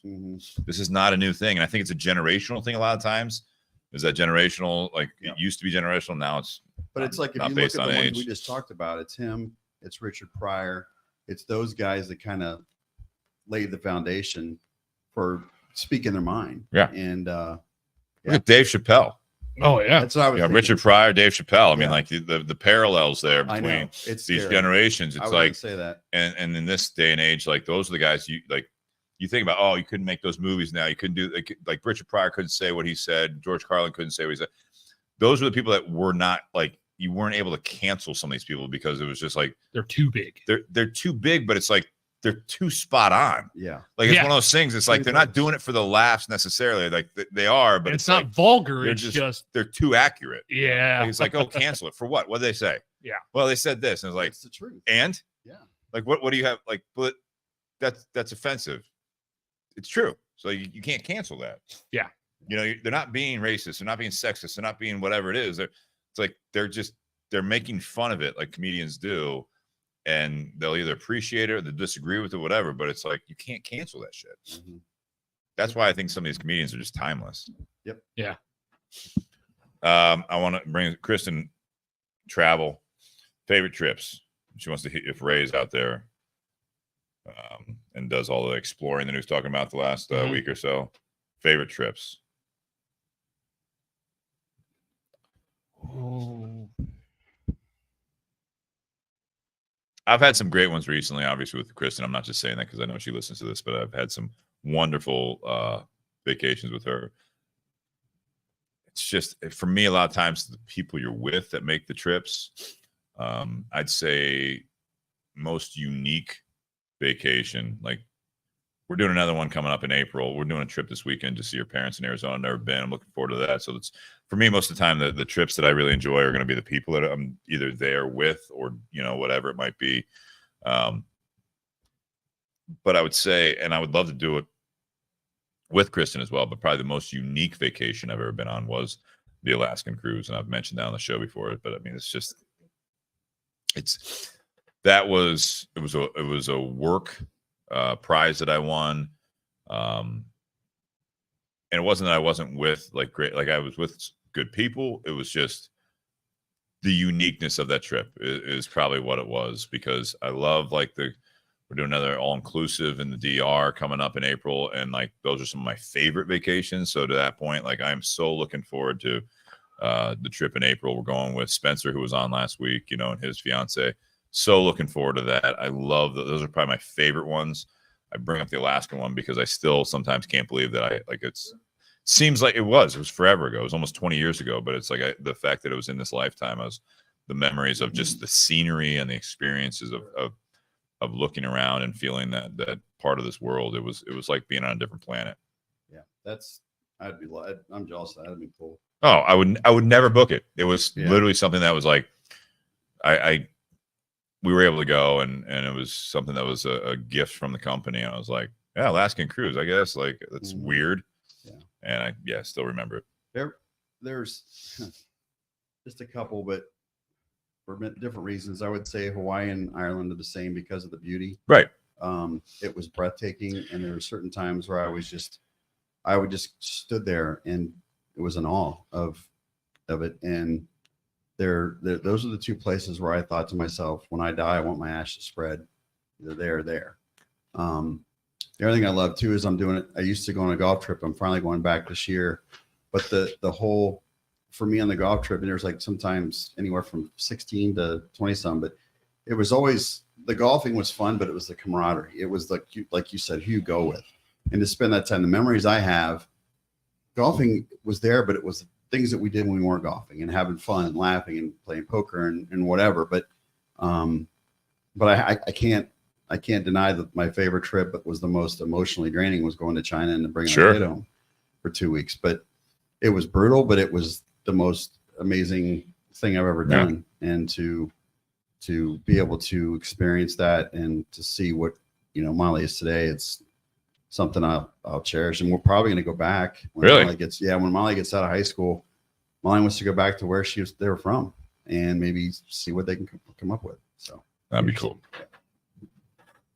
Yeah, favorite vacations and unique. I think are, different. Sometimes I wish I could go on a previous vacation at a different point in my life, like now with Kristen, with like some of you guys. You know what I mean? I would love to like, hey, let's book an Alaskan cruise and like do something like that with the people that are in my life now. And I think it would be, not to take away from that experience, you know what I mean, the people I was with, but I think it would be even better now.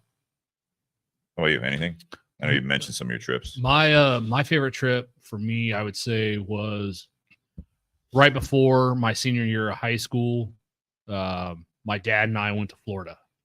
Just the two of us. We went to Naples, and like my dad and my stepmom, like they would go there once, every year. But this was a trip where it was just my dad and I. Get up, go to a restaurant for breakfast, go to the beach, hang out at the beach all day, play paddleball, go swim in the ocean, go to the tiki bar for lunch and, just hang out on the beach, and then go back to the condo, go out to dinner and then just hang out. That, for me, that was probably, as a kid, that was one of my favorite trips. Because, it was just me and my dad. And what's funny is whenever my dad would take that trip, and we did it when we went on that trip, is the first day there was a grocery store that had one, this really big scale, and you would weigh yourself at the beginning of the vacation. And then on the way to the airport, you would weigh yourself again. And so when my dad and I did that, both of us had gone up like 2 or 3 pounds. And my dad's like, holy shit. Normally when I do this trip, I'm up like 10 to 15 pounds. He's like, that's because you and I are playing paddleball on the beach every goddamn day. It's good, man. It's good. Just pointed at Ray a little bit from Kristen there. Best trip was the last big one.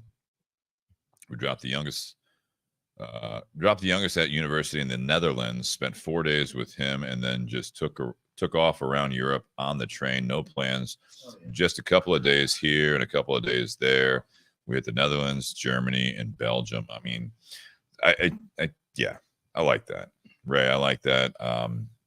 And, Ray, one of the things that Kristen, I think, really likes about when we were going on some of these trips that we go on, especially the all-inclusives, which Ray tends to not understand why we do those, is because there are no plans. You can't make plans. It's just enjoying the time with the people you're with and seeing the different scenery and soaking it all in with people that you love. I mean, I think that's the best part of a vacation a lot of times. That's the type of vacations I like to do. Let me pick one, or you got more? Well, I haven't scrolled through the last couple because the last couple were just based off other things. So, Okay. I mean, I can come up with one. Come up with one then. What are some of your favorite movies, and why?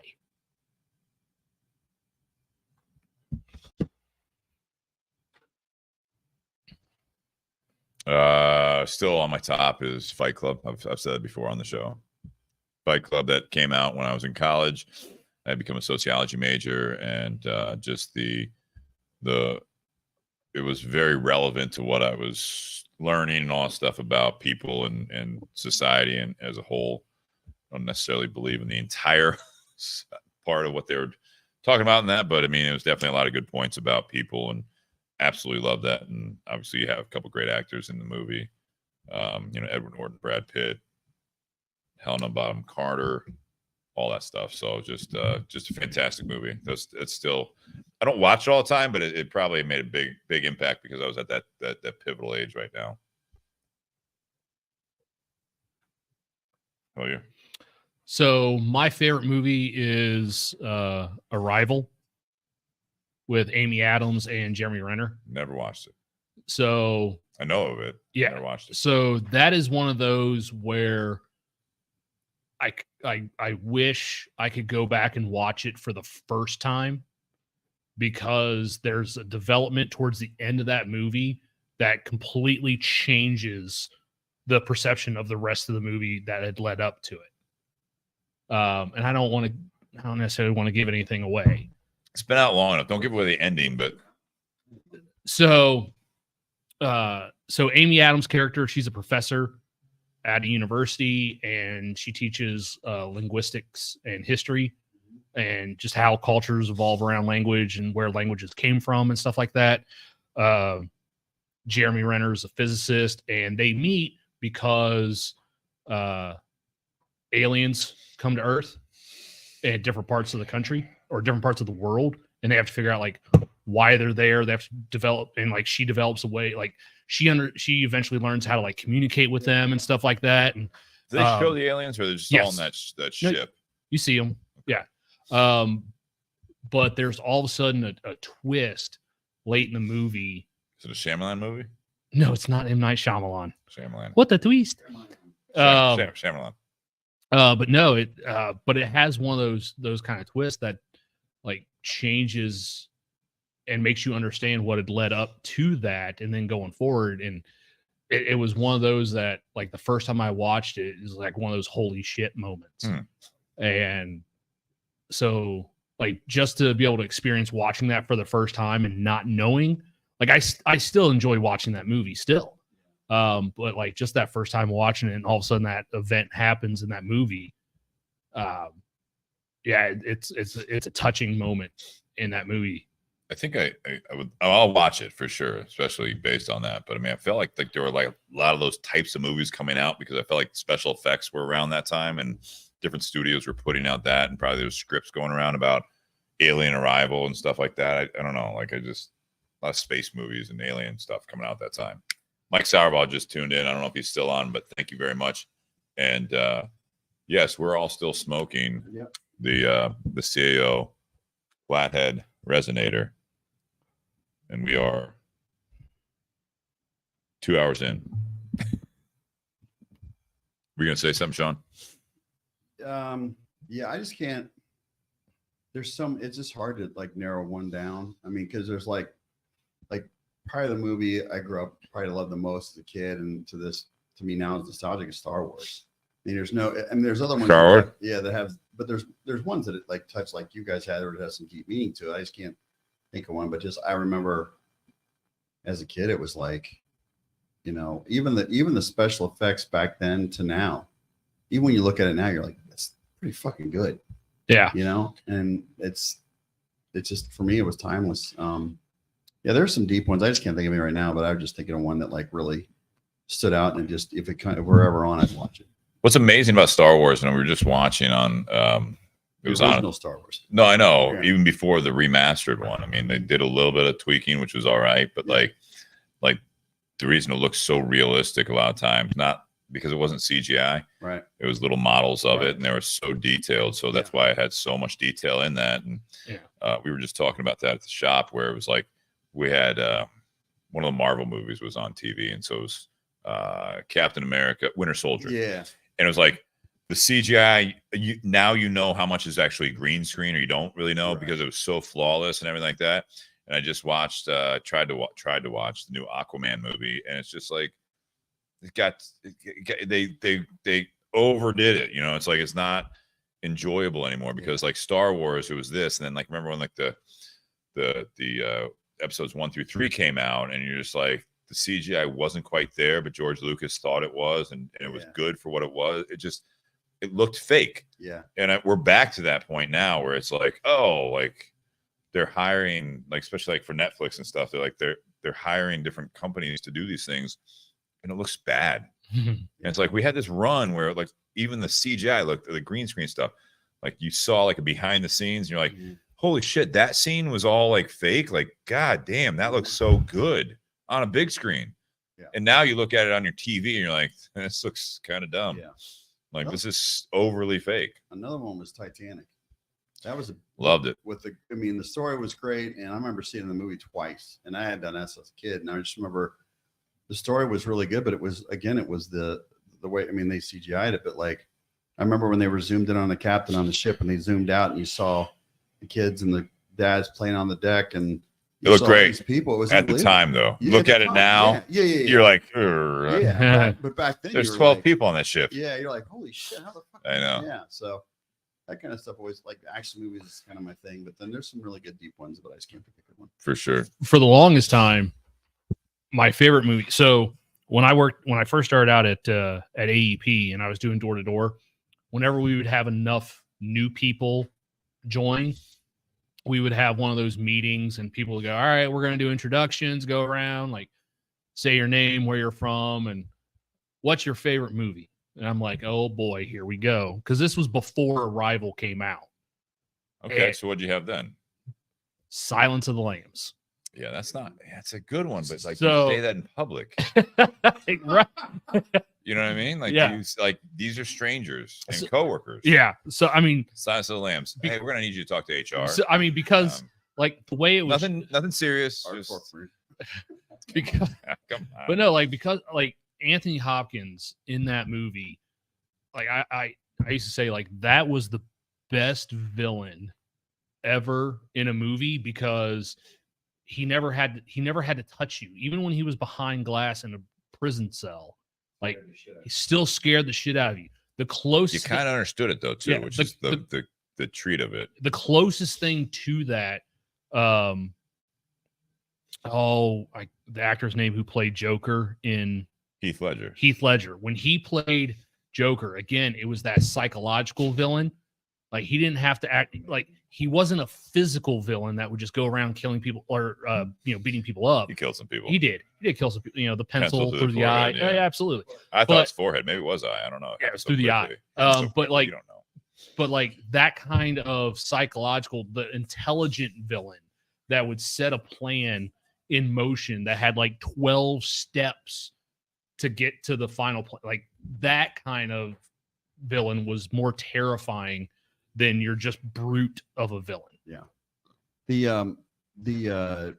What Teresa and I noticed, we've been watching movies a lot lately, and it seems like we sometimes go back to older movies and there's some nostalgia, even like the background music's like it's different now. And so, a lot of the plots nowadays it's the same kind of shit. They're predictable. It's always recycled, but just how you do it. Like the older movies, when you go back and you see like they suck you in and you're so into it, and before you know it, it's over. Where now you're like, okay, I know what's going to happen. And every once in a while, somebody will throw a curveball, but usually it's the music and the way everything's portrayed, and even the quality of the picture. Sometimes that it's a little more downgraded, and it's just, to me, there's definitely nostalgia there, but it's also like I remember being so vested in those. I'm going to say this, and I'm not going to go down too far the rabbit hole, but I mean, some of the like the Netflix stuff, and more recently, like even like on a lighter note, like what I was saying, the Marvel stuff, you can't take away. I don't care what your political, whatever you line up with, whatever. But I think Hollywood has always been something that was a projection of what's going on a lot of times in the country on one side or the other. and all of these classics that we all like, maybe we're older, but you can't make that today because it's fucking funny. Like you can't make The Office, the show today, whether it be the UK. You probably make the UK one, but the American one you can't make because it's like it was then too, but people like that's okay. But I look at some of the Netflix ones, and when you watch some of these movies that have stars in them right now, if you go on like IMDb, like I do a lot of times, and you're like, why is the dialogue so bad? Why is like something's missing from it? And you look a lot of times at like who the director is, and they like directed like music videos before that, and it's like they're giving these people, and a lot of times it's not to get on the political side, but I'm not like, they're rarely like white males, which one thing, but it's always these directors have no experience, and they're given these big budgets and like these stars, and it's one of those things that I feel like what's missing is like experience. You know what I mean? Like Steven Spielberg, he was great, and he probably had some, like, I don't know if he did, but like the first couple ones, what made him great, what made him even better is that he kept getting better and better. Yeah. And I'm not saying that some of these movies, like those directors, won't get better, but it's like they were about the film. I felt like a lot. They were about the movie. They're about the story. Where now a lot of times they're more about, like we were talking about comedians and stuff. They're more about like, well, can I do this? Would it like these old directors? I felt like they probably had the same things, but a lot of times they were like, I don't care. It's about the story. Like that character is a certain way because that's the character, and audiences are going to hate them. Now audience are going to hate the director in the studio. You know what I mean? Back then I felt like it was like more like that's what the story is. So like you bring up Spielberg. So, you know, every film has a continuity people where, you know, they make sure stuff actually, you know, flows properly, and like there's a consistency of certain things. Yeah. And so when Steve Spielberg did Jurassic Park, one of the continuity people is like, hey, like this is an issue because we showed this earlier and now you have this taking place. Like there's a continuity issue. And he just goes, I don't care. This is important scene for the movie. And they're like, and it's like Steven Spielberg is overriding. It's like, appreciate you bringing it up. Yeah. I'm still Steven fucking Spielberg. I'm going to do it this way. Yeah. And you know, it works. Some people pick, you know, some people will notice stuff like that. But I think in a lot of movies, especially more so today, it's even easier to pick apart. And this is something I learned from my best friend in college. It's really easy to pick apart. The guy that fell over. I said my best friend, not my roommate. Okay. Just trying to clarify.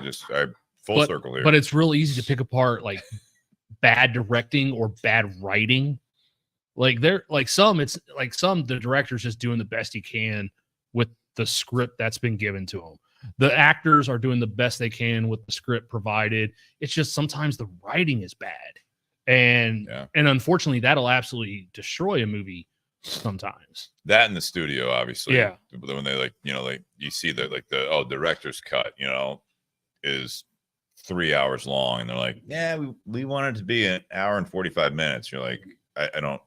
Now, what's so surprising with that, and we can go on to another topic here after Sean, but what's so surprising now is some of these studios that, you know, yeah, we don't want to sit in a theater for 5 hours, but some of the ones that did really well, they were like 3 hours. What's so surprising to me is the difference now in what we view from a theatrical standpoint, which less and less people are still going to the theaters. Still love a good experience at the theater. I love that. The popcorn, everything. Like, you know, I don't even like eating the pop. Like, I love it, but like health-wise, like all the butter flavored topping, not butter, but butter flavored topping, feel horrible the next day. But if I walk into a movie theater, I'm like, large popcorn. Yeah, let's do it. Like, we're going to do this. And free refills, I might come back out. I don't know. But it's the fact that, like, we were just watching one of the Prime shows, Reacher, and it's like, you look at that and it's like 8 episodes at like 45 to 60 minutes long. You're like, well, and it's entertaining. Like, you're waiting for that. Like, the episode ends. You're like, wait, like, we have to wait a week. Like, you're just like, holy shit. You know what I mean? It's like the writing is movie level and like the production is movie level. And it's like, but we couldn't sit through 8 hours in a movie. So it's weird that at some point that it was like, hey, they see this vision for a movie, and it's like, yeah, it's going to be like 4 hours, and they're like, can you make it 110 minutes? And you're like, okay, but you're not going to like it, and that's what we all see. Yeah. The another one I thought was good, and they were long, was the Lord of the Rings trilogy. Those were really long movies. They were amazing. You're on the edge of the seat the whole movies. The one thing I wanted to bring up too was the fact of like remakes of movies.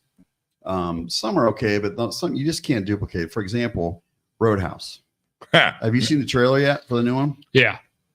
Super disappointed, but I'm going to watch it. Yeah. Actually, the trailer makes it look good. I know, but I can tell. I don't fucking Conor McGregor can act for shit. You can already see it in the fucking trailer. Like, but he roided up just for that role. That's what they're saying. know, like everyone saw him getting like super, like not big, but like, you know, big for yeah, him. you got jacked. And they're like, dude, he's going to like come back. He's roided out. They're going to drug test him. And it's like, oh, he did it. So he was bigger for this movie. Right. Like, all right. Yeah. And I'm excited. I was excited to see the trailer and everything, but like the original though, it's like you can't. I just feel you sometimes get set up for disappointment, or a lot of times you do when those things happen. Here's the thing though with Roadhouse, in my opinion, is that you make, like, you release that movie now, it's an 80s movie. It's bad. It's not a good movie. It's just like it was 80s good, which was bad. Yeah. So now you look at it as like, I hope there's some like cheesy bad lines, all that stuff, you know, like in the trailer, you know, it's like, do you ever win? Like, no one ever wins in a fight. And that's the remake of the scene of does it hurt? He's like, pain don't hurt. You're like, you look at that now, like even then we all knew it was like, that's so fucking cheesy, but I'm in for it. You know what I mean? Like Wesley, the bad guy, he was so corny. The bear falls over on the fat guy. You know what I mean? Like all this stuff is 80s good. 80s cheese. If I go into that movie, I'm like, I want this to be 80s good, I think I'm gonna be really pleasantly surprised. I hope it's good because I was pretty pumped to see. We can watch it on here if you want. Hell yeah. Let's do a Roadhouse viewing in the garage. Right. Jess's request is, can we please stop remaking Willy Wonka, please? For the love of God, can we stop doing that? I don't get it. I feel like that Spider-Man, they have to keep remaking that or they lose the rights. Yeah. Wow, the movie tangent, man, it just goes on. I know. Like I posted a comment, like some of my other favorites, like Finest Hours with Chris Pine, based on a true story. There's a tearjerker for you. The Accountant with Ben Affleck. Never watched it. I was so pleasantly surprised with that movie. I watched it 3 times in 2 days. Wow. Like it was big Affleck fan. No, I'm not. That's the thing. Oh, Town's great. That's great. Yeah. Whose call are we taking? Best line Jeremy Renner's ever uttered in a movie. Whose call are we going to take? Yeah. But then, like, I also threw out, there's a couple other movies that are Chinese films. But the reason I love them so much is the directing and the musical score. Like, those are 2 movies that I have the soundtracks on CD because they're just so amazing to watch. Which movies do you have? Hero with Jet Li. Okay. And then House of Flying Daggers, which no one here probably knows. I've heard of it, yeah. Okay. But like the soundtracks are amazing. So like a couple weeks ago, I had posted that like I wanted to sit outside, no TV, you know, just smoke a cigar, have a drink, and listen to music. The soundtrack to House of Flying Daggers is what I was listening to. And I listened through the whole soundtrack because the music is the music makes that movie, as well as the way they shoot that movie is you have the same story, but it takes place based on different point of views and whether something's truthful or not. And each one of those has a different primary color. So like one, it's all shot in blue, one, it's all white, one, it's all green. And so the way they were able to do that was just absolutely amazing. Like those are 2 absolutely beautiful films to watch. I saw probably now that I've been thinking about it, probably one of my favorite like just action movies where I was on the edge of my seat from the beginning to end was Aliens, the second one. The second's the best. It was the best. I mean, I still like you can't beat that one. And it was just like you felt like you were with them.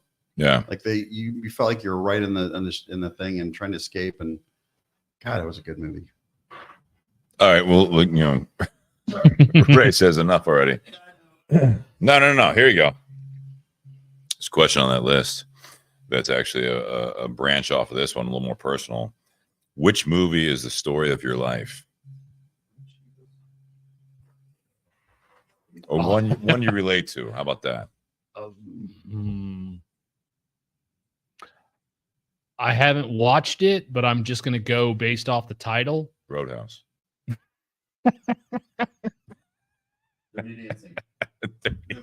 No, yeah, no. Yeah, that was the dance, right? Dirty dancing. Got Patrick Swayze over here. You just didn't have time. You had no time to get baby, you know. You put Jen on the left from the pond, like. Jesus. Ray says, "Oh, for fuck's sake." Oh. Sean Anderson had a comment. He said, "Black Hawk Down," but yeah, I know, Sean, I know, buddy. Yep. Yeah. Anyone? So, like I said, I haven't watched the movie. Yeah.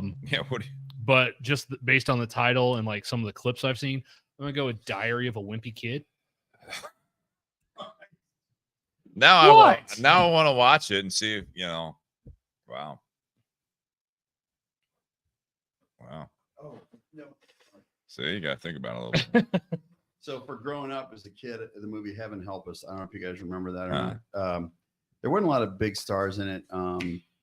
Kevin Dillon was in it, and Kevin Dillon, Andrew McCarthy. He was like the main character, but it was boys Catholic school. But all the shit they would get into, like they were always getting in trouble, and all the things that they would have to do, and like confessing to the priests and about, you know, and it was hysterical. And it's like, I was like, I think I could probably relate to that as a kid. For sure. Yeah. Perhaps say Mannequin. No, I'm just kidding. Just kidding. I don't know why I thought of that. I'm just like, what could I come up with? That's a good one. That's a good one. Yeah, it's a good movie. And what happened was that I was there. That was one of my favorites as a kid.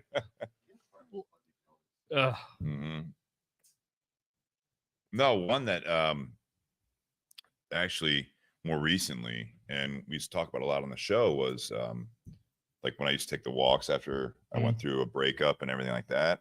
There was a movie that I'd seen before that, but it really resonated with me. There was this part in it, and it's a feel good movie or whatever, but the movie Invincible, where so Mark Wahlberg just watched that for the first time or whatever, but it was that part where he was trying to make things work, and then, you know, his wife leaves him, and like it lined up after the fact. But like when I was at that time, I went through that breakup, and I wanted to like work on myself, right? And I'm just like, all right, so I'm gonna do this, and I didn't really want to be home. I didn't want to and I kept taking these walks, you know, it was every day. And there were times where I take 2 walks a day and stuff like that, right? It was just getting out and like being active and taking stuff in. There's a part of that movie, and I love that movie. It's just fun. You gonna try out for the Bears? Maybe a couple years ago I could have made it, but I don't know about now. But there's a scene in that movie where, if you remember, he goes out for a run and he comes back to their apartment or whatever, and he trashed the place. I never trashed this place, but it was like he read the note, and he literally like gets up, walks out the door, and goes for another run. That was shit that I like. I watched it afterwards. I was like, that's how I was feeling at the time, and doing that was making myself better, so that now I can appreciate the life that I have now with Kristen and everything else. But it's like there was a point where it's like I could have just turtled up and just, you know, went away from the world, but I chose to do that, and I really identify with that movie because of that. And I really enjoy that. Yeah. You want to do one more here? Sure. Try to find one here.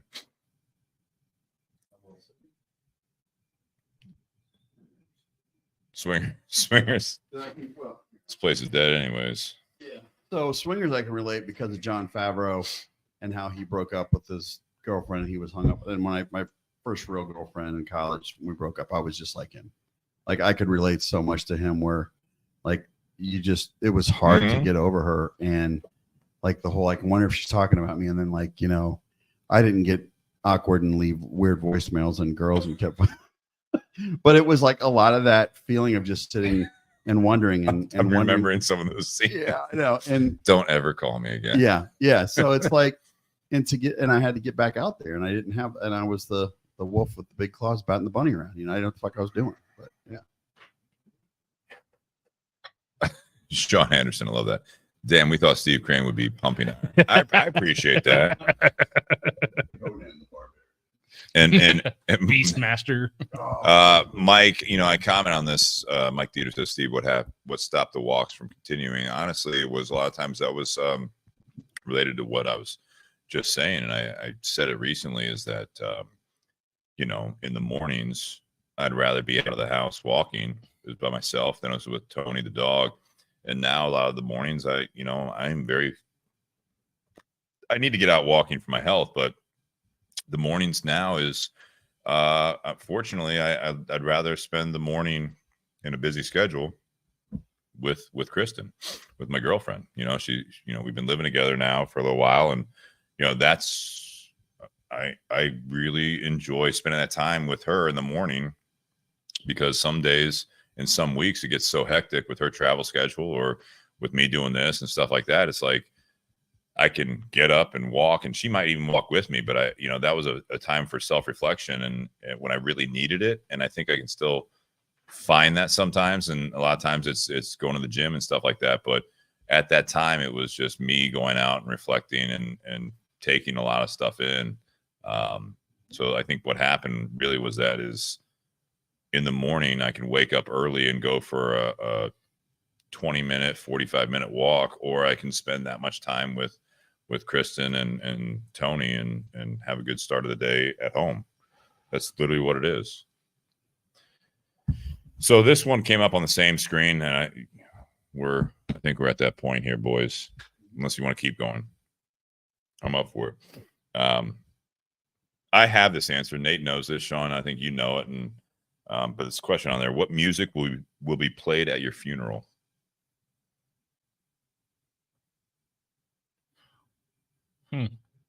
Wait, so what is yours that we all supposedly know? Jackson Browne these days. Okay. I know I've played it for you guys at some point over the last several years, especially when I've had some drinks. But yeah, these days from Jackson Browne.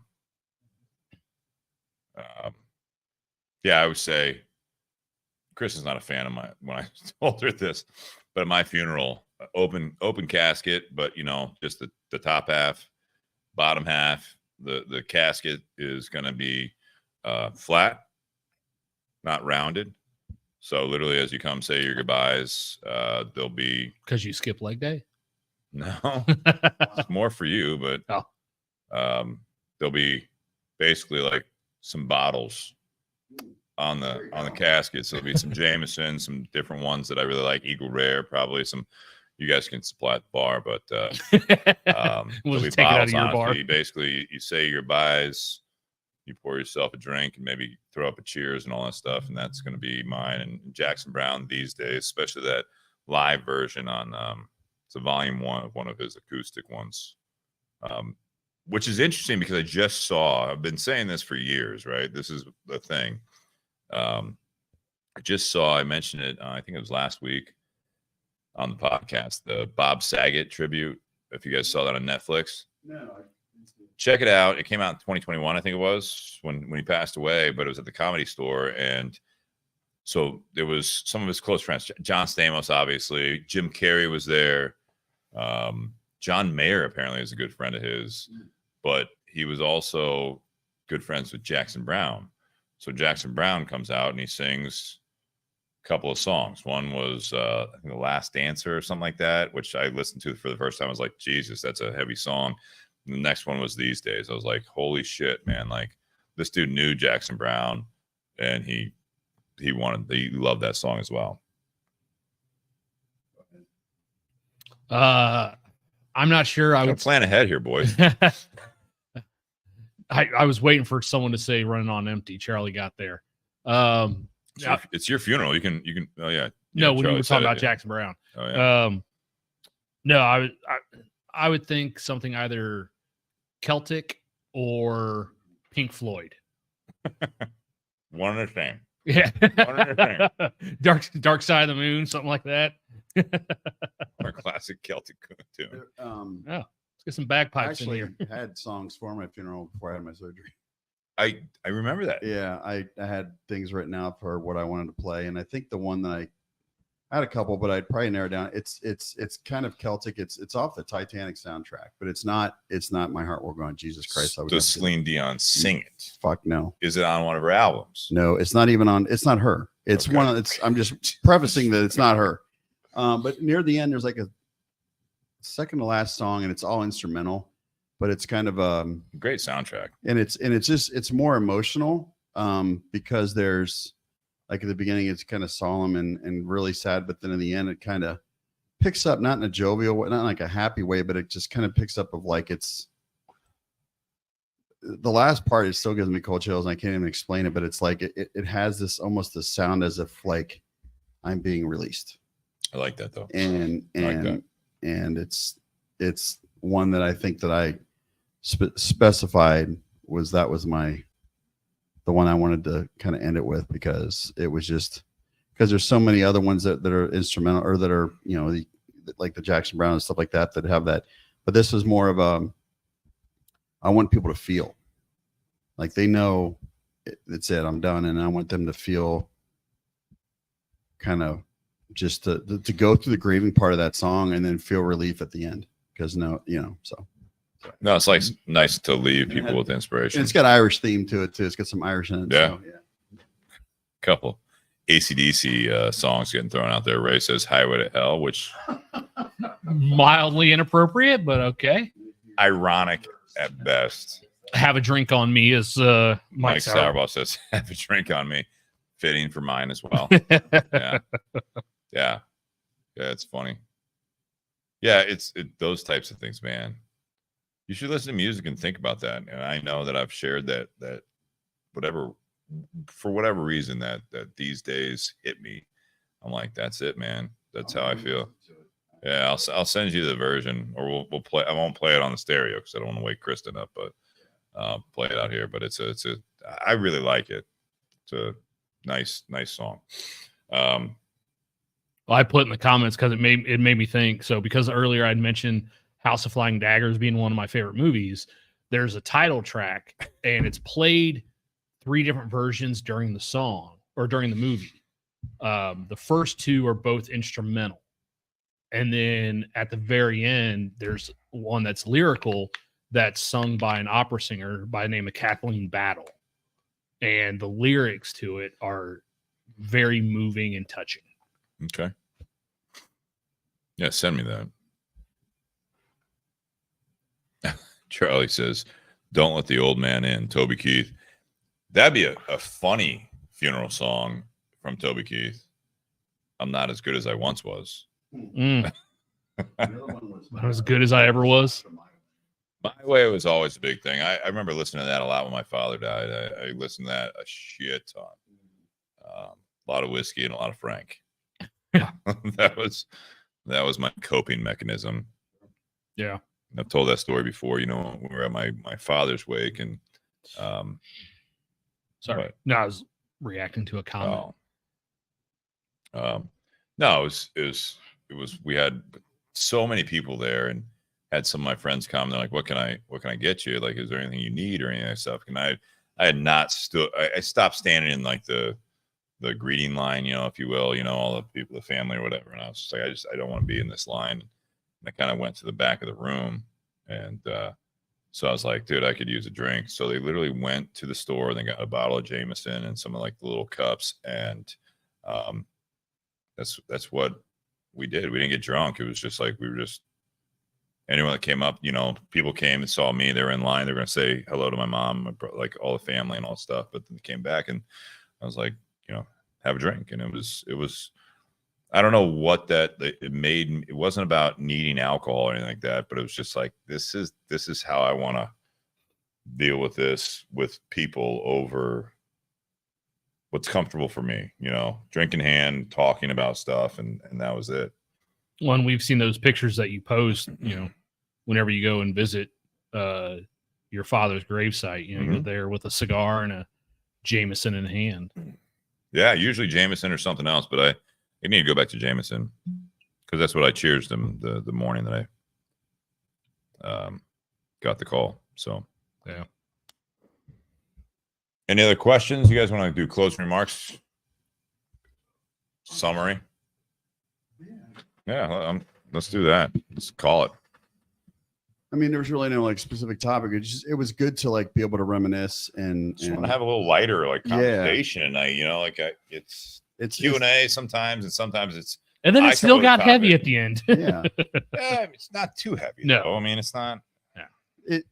It was nice to be able to like kind of jog your memory to look back and what things that you've done as a kid and grown up, what you learned from. And I think that's one of the things I love about this podcast and you guys as friends is to like we learn something new from each other almost Sure. every week, and same with the people on the Facebook Live, because you really open yourself up and you get to see into things that you normally wouldn't see, because these topics that sometimes we discuss are never really talked about. So it's cool to hear everyone's stories and what they had, and some people can like relate and not relate. But this is a good one. I really enjoyed it tonight. Good. Mike Sauerbach's still listening. I'm still smoking the Flathead 860.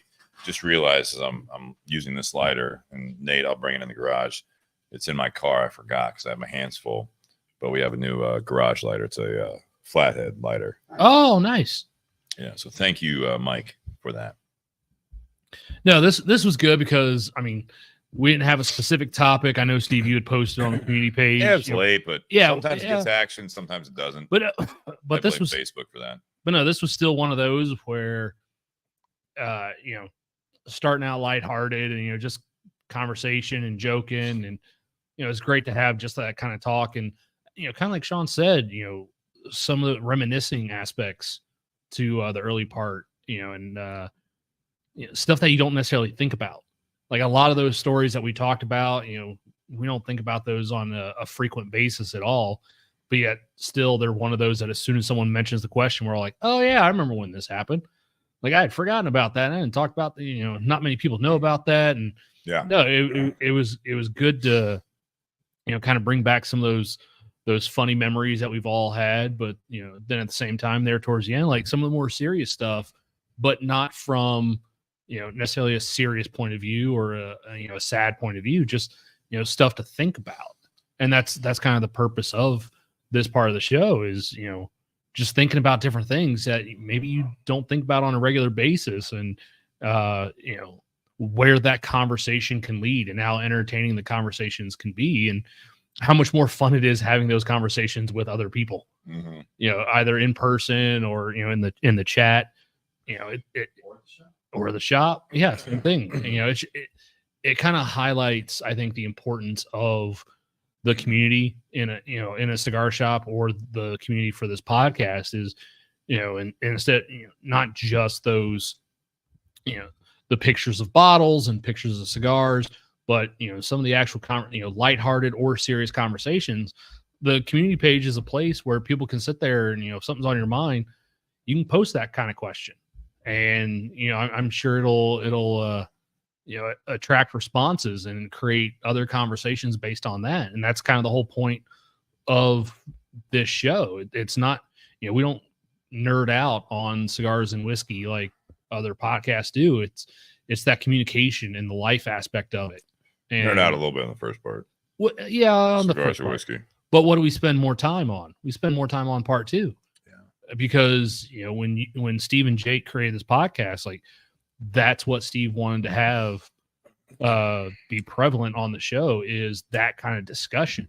Because you can sit around with a bunch of people and talk about cigars and whiskey, but if that's the only conversation you have with people, that doesn't create a very strong connection with those people.